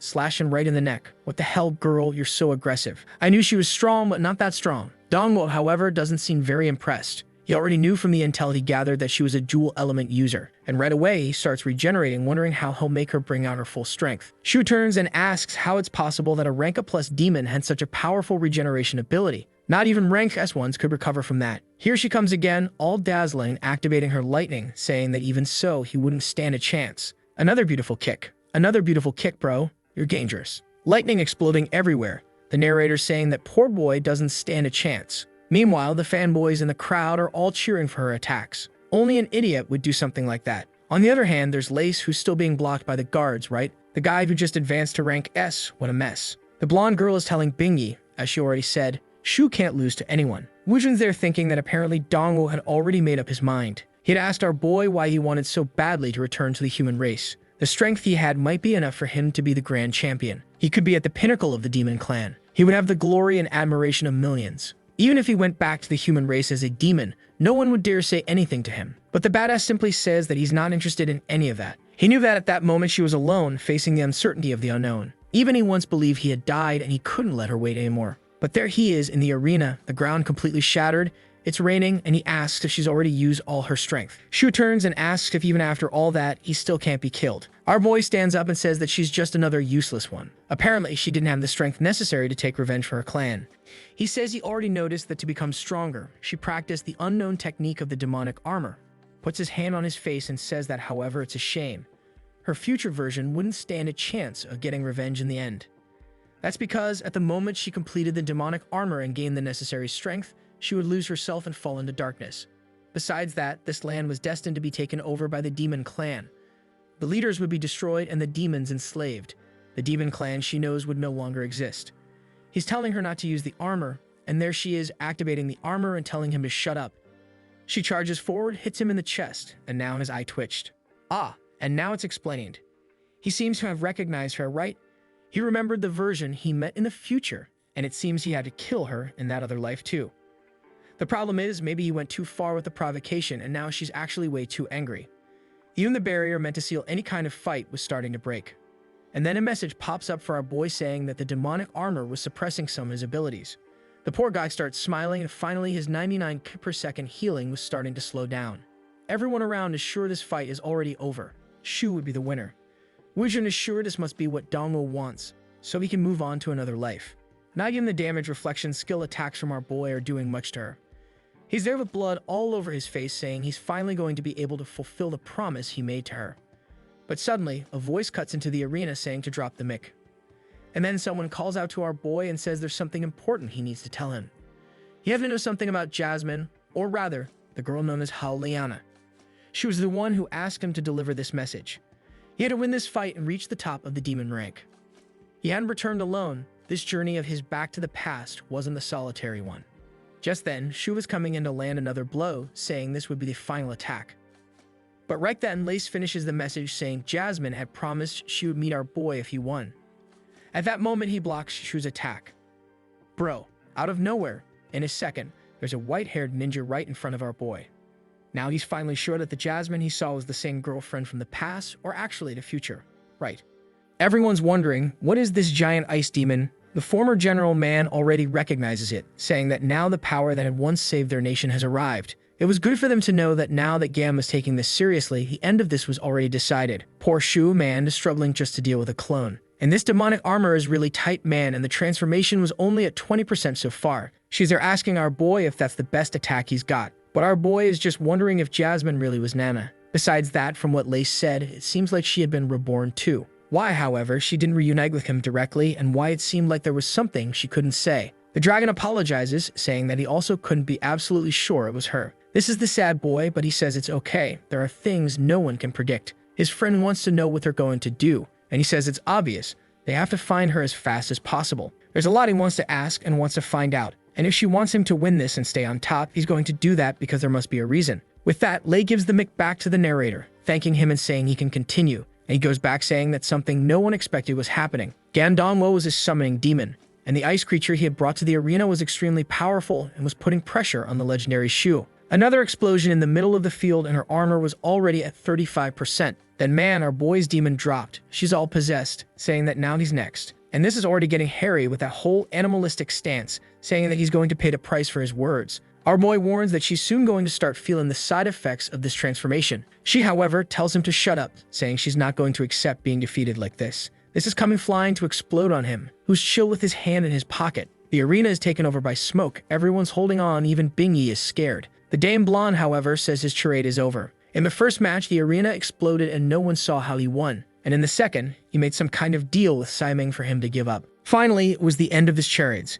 There was no way he could win, only based on luck. Wujin, however, says that ignorance is a blessing. For Gandong to beat Shu, he didn't even need to use all the power he had. The Blondie is coming over there, telling him to stop speaking badly about her nation. But the Ice Queen already grabs her hand and the two start fighting. Now that Wujin heard what Lace said, he already knows what decision our boy is going to make. And that girl is getting bigger and tighter in that arena man. Meanwhile, our boy is there in his swag with the sword on his back. She turns around all possessed, saying that once again somehow he recovered, and her transformation was already at 80%. Energy exhaling to the skies while he asks if she really wants to experience the full transformation. She should have already noticed that after 50% she's being taken over by her emotions. Shu, however, says whatever. She was willing to lose her sanity to win this. Gandalmo replies that she really had a strong obsession. On the path of power, she would only find darkness. The monstrous one, however, just ignores it, bro, already in the squat position, saying that nothing's going to stop her. She would win once again and remain at the pinnacle of the demon clan. Transformation at 99, he says he finally understood how she feels. He pulls the sword, throws it to the side, and says it's time to end this.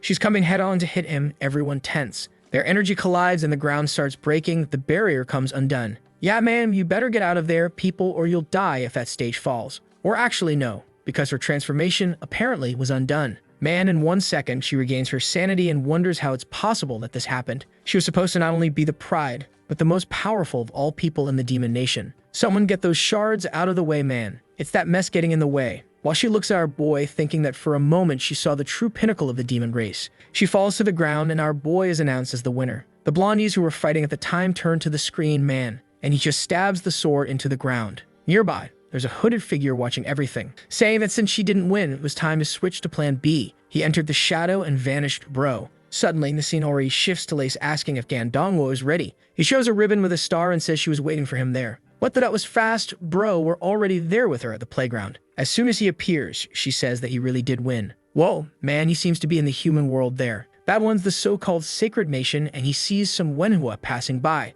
I think he's seeing a memory, right? Because there he is from the other life and a guy saying the armor's already been checked. This guy wants to go on a mission with him, but Dongwa said it wouldn't be necessary because tomorrow was his son's birthday, so it was better he stayed home. Our current Dongwo, right, the one we've been following in the story, knows that this is 6 years in the future from where he is now. One day before he goes back to the past. From 1 second to the next, the buildings are all being destroyed and torn down. Jasmine appears and says that they finally met. He asks what's going on and why the place was all wrecked. She then says that this was the result of everything, and apologizes for bringing him back without his consent. But the truth is, she didn't know how to face this future alone. 6 years from now, on this exact day, the Demon Clan would begin a global attack. Humanity didn't stand a single chance of resisting. And there she is, bro, right in the middle of the destruction, but stunning. Ah, man, she says she had already been reborn many, many times. But no matter what she does, it's always too late. Every time she reincarnates, she manages to go back 6 months, but it's not enough time since the Demon Clan had already set their plans in motion. The tough guy gives her a tight hug,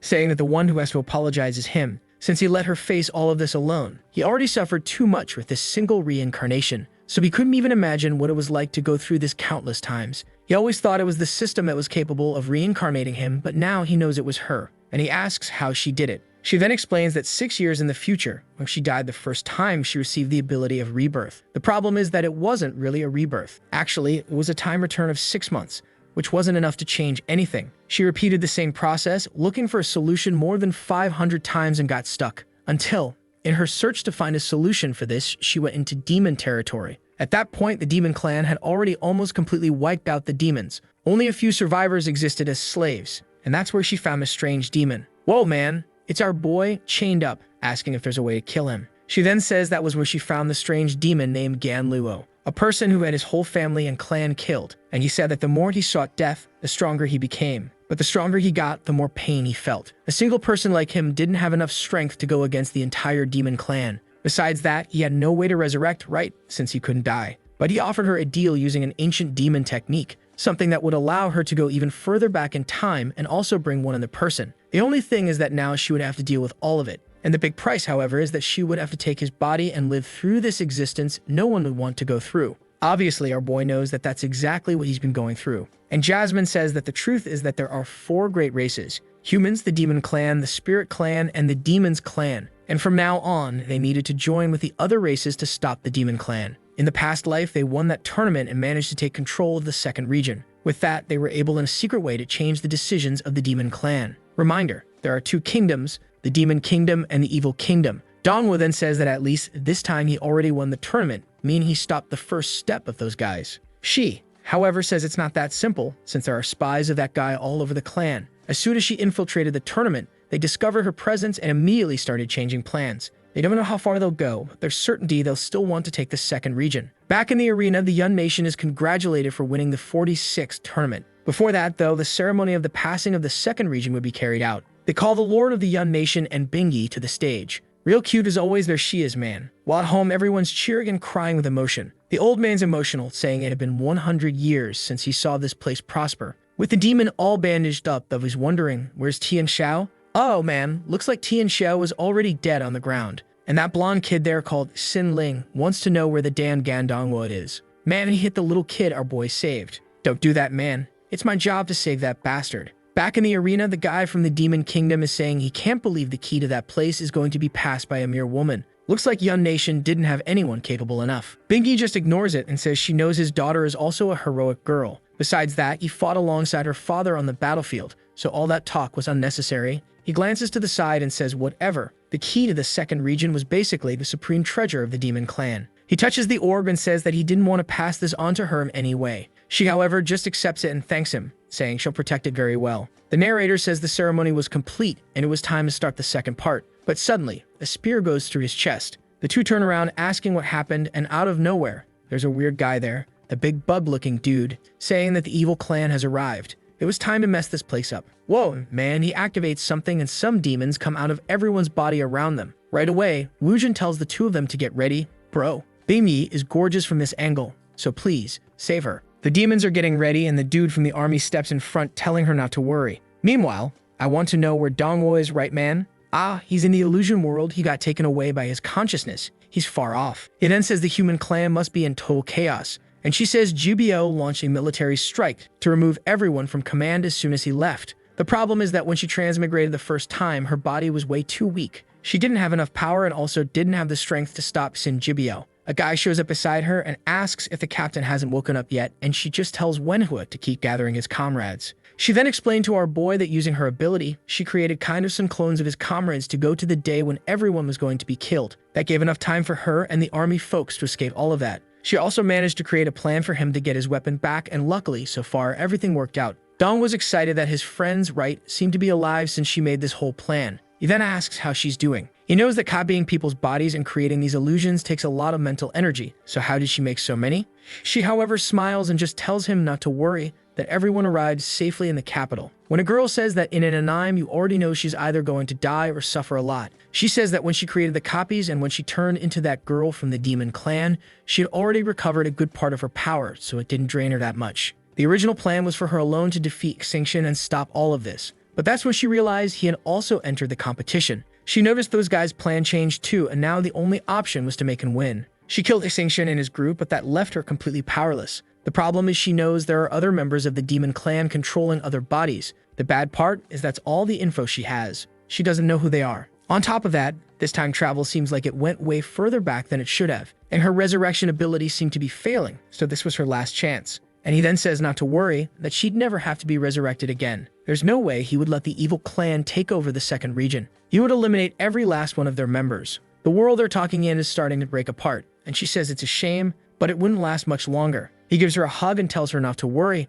that as soon as they're defeated, he'll come find her. But here she comes, saying there's one more little thing she has to tell him. And obviously we're back in the arena, right? No way we're not going to find out, bro. Demons, they're beating the dark out of the human. The only mustached elf in the story is they're wondering how that happened, right when the papaya comes from behind, man. But then a slash cuts through the demon. Look at Seming, bro. Woke up to life now, sold 37 years of his life, right? Is no one gonna talk about that? Did you catch what happened? The bearded guy wants to know what he's doing there. He was supposed to be protecting the key. But he says not to worry, the second brother is down below. Another demon's getting sliced, bro. There's the general, and that bastard's even got a bit of swag. He says it's his army's fault for letting that bunch of trash infiltrate this place. But suddenly, a strange shadow approaches them, and out of nowhere his body gets all twisted. That weirdo there, bro, is like a shikamaru from the dark web known as Wushwang SS rank. The general is standing there kind of being controlled, and then he's all wrapped up wanting to know why he's being sucked in. The guy gives the order to attack Bingy, saying that he is with her. Right when the attack was about to land on her face, a green slash comes in. I thought it was our boy, but it's Wujun Man, arrived just in time to save her. Another one comes from behind and also takes a slash. The problem is that it looks like he's only cutting shadow, which means he's not doing much. And there he is now too, another fool being immobilized. Sharktooth asks where everyone's strength is. In theory, this tournament was supposed to have the strongest of the demon tribe. If this is the strength of their best, then their military power must be useless. The evil shadow is squeezing Bingy tight. Everyone's screaming, telling him to stop it, while the possessed guy is smiling. But now he's here, bro. The ice summon smashes his head into the ground. Our boy is there, just silent, all emo. Now he's going to turn into the badass, right? Sedming is already all shining. The mustache guy that wants to know how one person is going to beat so many. No way, guys. Mom, I want Sung Jinwoo. No son, we have Sung Jinwoo at home. Look at Sung Jinwoo at home right there, girl. Exactly the same, even the camera angle, the way he's holding his hand, bro. Saying now the end has come for them. There's the Walmart army against the possessed ones. Wujun says he's finally going to use the strength he has,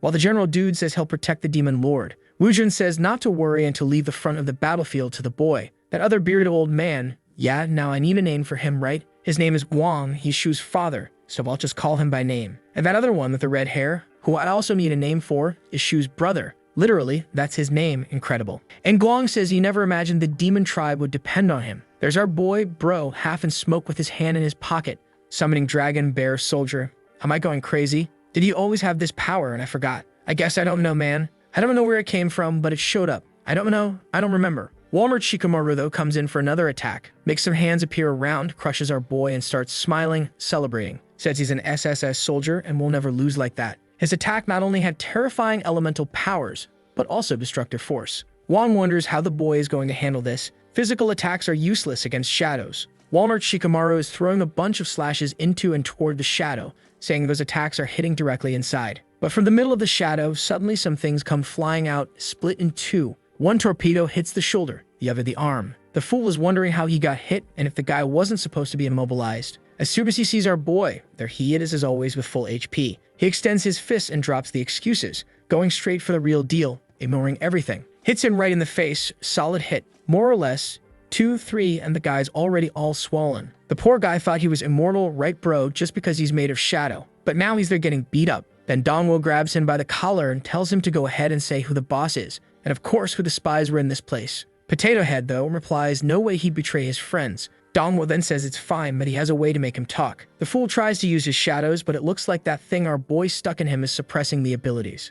Suddenly, the guy says he'll never give the chance to be interrogated. The demon tribe would eventually be extinct, as they were destined for destruction by the evil clan. With that, he explodes in front of our boy, bro. Used the shadows from the inside out to take his own life. Looks like the strength of the other soldiers there kind of ran out too, and now they're all getting stabbed and defeated. The bearded elf celebrates, saying it's all thanks to that boy from the Yuan nation. Siming, however, puts his hand on his face, saying that things aren't over yet. Ah, that's right. He can kind of see the future, and his expression is not good at all. Suddenly, he already warns that it's too late to stop any of this. They wouldn't be able to deal with the traitor who's going to abandon the demon clan. Bro, it's his brother with a knife right at Bingy's neck, apologizing. Poor girl is there looking down, stunning, wondering why there's a little knife here. Scarface bro just says that she's coming with him. A circle appears under the two of them. Wujun screams, runs toward them, but bro, when the little hand goes to grab her, of course she vanishes right on time. Poor thing still doesn't understand what happened, bro, all tied up. And the weirdo explains that he had prepared that teleportation area 10 minutes ago.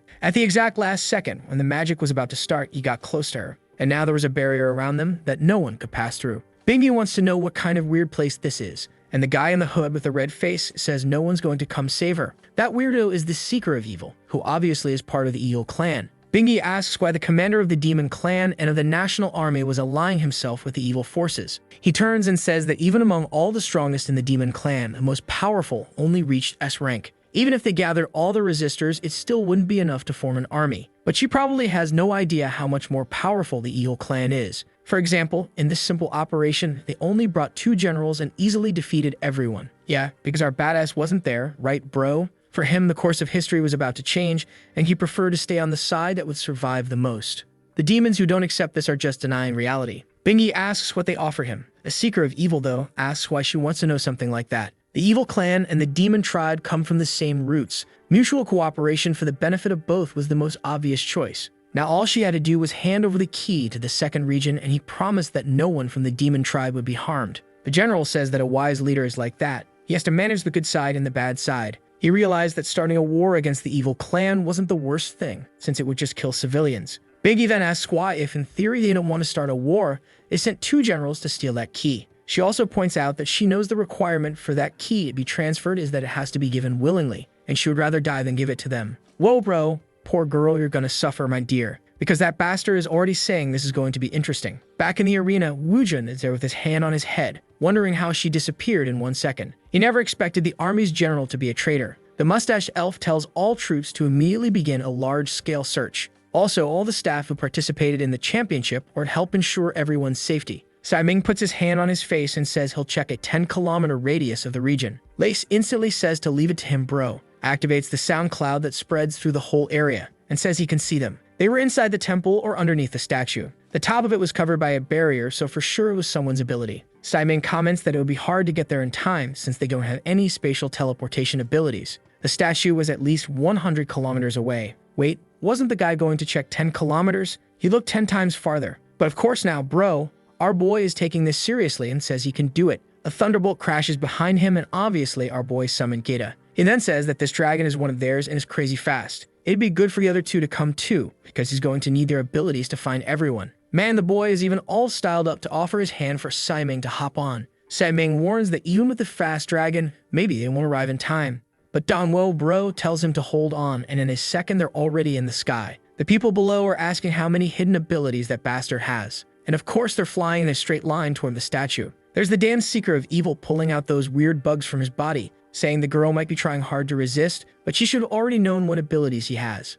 Bro, he's a galactic insect-type mage, at least the class is original. He says to get ready because all of them are going into her body. Once they're inside, her will would be under his control. But bro, no big drama. The ceiling's already cracking and lightning's coming through. The general knows it's the barrier he's set, and the whole statue from the outside has already been slashed. Seming cries, saying that was a national treasure. But Donwood just says to get ready because they're coming down. Bro, and the descent is blowing everything up while the guys down there are just looking up wondering what's going on. Our boy has arrived, full Yu-Gi-Oh mode with his red eyes black dragon. Lace is celebrating while our boy is already face to face with the evil seeker, saying he finally found him. The guy smiles and says that the hope of the demon race had arrived. I think someone tried to say something and got punched, but I didn't see the shot. All we get is our boy there with a clenched fist saying he was eager to meet such an evil race. And our boy at least made it and Bingy's right beside him. It would be easier to protect her now. The Seeker says he's the bastard who also broke the original plan, it seems. Like he was an idiot for coming straight to his doorstep. At least he saved them the trouble of hunting him down. And Sai Ming says he can predict the future of people at the same rank as him or lower. He can't see this guy's level, so he's at least rank SS. Lace, though, says that if they can count on the 3 of them, they'll at least be able to get Bingy out of there. But our boy just tells Gaida to protect them bro and says he'll handle this. Sai Ming was going to say something about how he has no chance, but in 1 second our boy already disappears and lands a punch right on the Seeker's face, bro. The fools are wide-eyed and he's already got blood dripping from his hand. But the weirdo already turned into an insect and says that was just one of his elemental forms. He, as a rank S mage, has a body that can't even be touched. But the humanoid mask says that his punch really does hurt. And the problem is, that made him angry, and the consequences of something like that are dangerous. Our boy is being attacked from all sides while he remembers that among humanity, bro, 1 in every 10,000 people awaken to power. Most of them barely reached ranks A, B, or C. For every 10,000 chosen ones, there was one other even more special known as the Chosen, who had the potential to advance to rank S. But this whole process was kind of preset from the beginning, bro. There was no effort that could make someone born as rank E become rank S. That's why someone of rank S is extremely rare. After joining this demon world, he discovered that their race is a lot like humans. And from the very beginning, when he took over this body, he could feel it. He naturally already had a rank S physique. Sai Ming tells him to be careful while our boy just thinks he's tired of waiting for fate. The Seeker is shouting, saying that all the creatures there are rank S and any one of them could easily kill him. He sends the beasts to attack and tear him to pieces. But our boy, remembering the past and Lace's fight, says to himself that he's not going to run toward death anymore. Saiming is shouting, saying they really shouldn't have come all the way there, while Bingy says to wait, saying he must have a plan. Our boy keeps reading his inner monologue, bro, saying that it doesn't matter if he gets devoured by countless creatures. He wouldn't allow any mistake to happen this time. With that, in the middle of a bunch of beasts, a single light appears, evaporating everything. Once again, he comes out from the smoke completely intact, telling the demon that he wasn't going to lose there. And he even says, bro, that the power he has at rank up plus was already enough to beat him. From 1 second to the next, he's already attacking again, this time grabbing by the neck. The insect doesn't understand what's happening. Our boy stretches him out and slams him into the ground. The friends are all cheering. He seemed to have managed to rank the guy in his elemental form, while Saiming doesn't understand how he could be fighting someone that many ranks above. A seeker of evil wants to know what kind of monster he is. None of this makes sense. Well, he wonders why he can't shapeshift anymore. Dongwo, though, responds that the one who's going to have to explain everything is him. Bro. That other fool, the general, is still stuck against the wall, bro. That time I said he got punched and I didn't even see it. That was this fool for sure. And Saiming went over to him and told him to go ahead and explain why. The leader of the army says that without enjoying the crown, the victory, the tournament, and everything else was idiocy. They had no chance of winning in the end. But then Saiming says, bro, that all the insects had already been defeated, and Dongwo was there in front asking the weirdo who led this plan. The demon, however, says the evil race isn't like the demons. All of them are full of integrity, and that's why he won't say anything. Dongwo then asks why no one came to help if his plan was failing. Was he just one of the useless pawns? The seeker of evil says yes, and that he doesn't care. He was born for this and will die happy as a pawn. Our boy realizes that these bastards had the same mentality as a militarized group. They were probably trained from a young age on the battlefield, just like he was. All the leaders of this race must be people who've survived countless battles, and probably all have sworn loyalty unanimously to the one king of that place. Hey bro, look, there's the leader of the guys, Phi. Kinda human with more runes. Who are you? What if it's our boy from the future? Got that in my head now. Doesn't look very blonde though, huh? Then Dongwo comments that the evil king is an extremely arrogant person and doesn't usually carry out secret attacks. That's why an operation like this reminds him of the person who took the throne of that place 6 years later. A person who for a long time hid among the humans, whose actions were extremely secret and planned and no one knew he existed. A person who is the child of the illegitimate emperor and a human. That name sounds familiar. Si Dao. The insect's expression changes, but he tells him to stop wasting brain cells. He wouldn't get any info out of his mouth. But bro, Dom will already read his facial expression and is now sure. Then he says something strange. This guy shouldn't have started his conspiracies so early like this. At this moment, he should be hiding among the human race. The Seeker's kind of confused. In theory, he was only supposed to know the Master's origins. So how did this kid know? Besides that, the source of this kid's power was suspicious. This guy had potential to become a real threat to their race. He then asks if he really thinks those are the only tricks he has. They still had countless attack forces to invade that territory. They were going to attack the nation, and their rank as leader would easily take that place. He knows those two came from Yun Nation, so probably that place had already turned into a pile of corpses. Soon, the whole world would be territory of the evil race. With that, the bastard explodes. Bingy's already crying, bro. If a rank S invaded the territory, really, everyone must have died. But he tells her to calm down. First, they'd make contact to find out what's going on. We then go back a few hours, back in Yun Nation. A guy had arrived by little boat, bro. This one's humble. And man, he came rushing in to find this Gan Dongwo. Meanwhile, on another coastal part not far away, the Eel Race army was approaching. They knew Yun Nation had just gone through a battle, and now everyone was gathered to watch the tournament. The perfect chance to kill everyone. Whoa, bro. That's when the green-haired kid found them. The guy laughed, and the next second, the boy was already destroyed on the ground. But the blonde guy who came by boat asks if he's this Dongwo or from the demon race. He wants to know where this person is. The guys look at each other all confused and start laughing, wanting to know who this weirdo it is. But bro, the first one already got slashed, and the guy tells them to say where Dongwo is or else they'll all die. The group charges at him, man, while the kid on the ground wonders what's happening. In a second, the guys are all smashed. Then he walks over to the kid and tells him to say where Dongwo is too. The little guy smiles, saying he's really happy to have been saved. The man freezes for a second and suddenly blushes, helps him up, and it seems that with that, the attackers were taken care of. And now Bingy is emotional to know that their whole plan went completely wrong. Something ironic happened, bro. When our boys group arrived there, everyone was humiliating Yun Nation. But now there was Bingy at the table of the most important people with someone carrying the access mark. The mustached elf says that if it weren't for their nation, this whole place would have been destroyed, and asks everyone to raise their glasses in celebration. Even the bangs guy in the corner paid his respects. Then Bingy says this was the perfect moment for her to say something she'd been holding in. So she says that from the very beginning, the demon race was originally only one. The first great goal was to strengthen the community and create bonds with everyone. This was Liu Yun, the very first ancestor who tried to unite the 18 races and factions. She knew it was idealistic, but even so, she was sure that if they worked hard, it was possible. And with that, Bing says she wants to switch that celebration to a bonfire outside for everyone to join. So there's everyone celebrating bro, except for our emo boy, who's off in the distance on a mountain, just watching. And now things are calmer because she passed the access key to our boy, right bro? I want to see who's going to take it now. On a bench, the guy with streaks in his hair says he's going to change careers. He's going to the gaming industry and will make a game where Gan Dongwo is the main character. He's sure it's going to sell a lot. What does he want to know, right? Where's Gan Dongwo? He hasn't seen him all night. In a hotel, Woojun asks Shu where she's going if she's still hurt. But remembering the beating she got from our boy, she says she has to find that bastard and call him for a rematch. Meanwhile, someone's going up to the 114th floor saying the moment has arrived. If it weren't for him, she would have died countless times already. Her life already belongs to him, whether he wants it or not, bro. And today she's here to say what she's been holding in her heart. But when she opens the door, there are two women fighting on the bed, bro. In theory, it was supposed to be our boy's room, but it seems like they're fighting over Woojun. Huh. I thought it was over Dongwo. Yeah, makes sense. Between those two, they only ever fight over Woojun, that bastard. But what Bingyu wants to know is, where's Dongwo?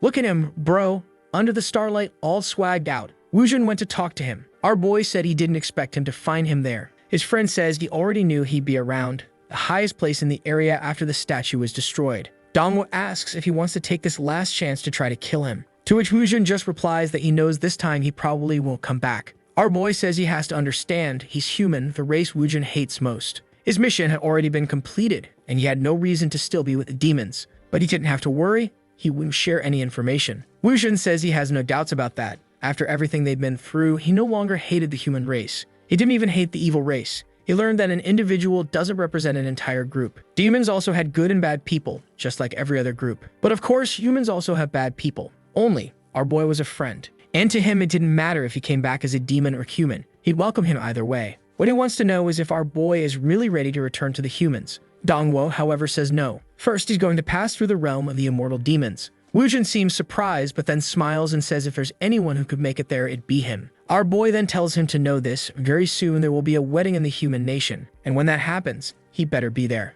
With that, he flies off, bro. While Woojun is just there, thanking him for saving the entire demon race. And our boy left on the dragon, bro. We then see a conversation he had with Jasmine, where she told him about the one way he had to return to his real body. He asked if it wasn't just dying, and in theory, that's what the system had always said. But the system says it was trolling him the whole time. It knew from the start it was impossible for him to die, so it just said that to push him to get stronger. Man, our boy's furious, wanting to blow up that damn system. Jasmine laughs and tells him to chill. She had found a way for him to actually return to his real body, but first he needed a key item, a plant known as the spiritual calling. Something only found near the third area, meaning he'd have to pass through the realm of the immortal demons, a place surrounded by the giant tornado that isolates it from the rest of the world. That's why most of the spirits live there. It's a hard place to enter and as a result, hard to be attacked. Most people wouldn't have a chance, but Hidi, with Gita, maybe could. The spirit race is the race his father belonged to, and if he finds it, he should even leave some flowers at the grave. Back in the present, there's our boy bro standing face to face with the cyclone. He asks if Gita's ready, she says yes,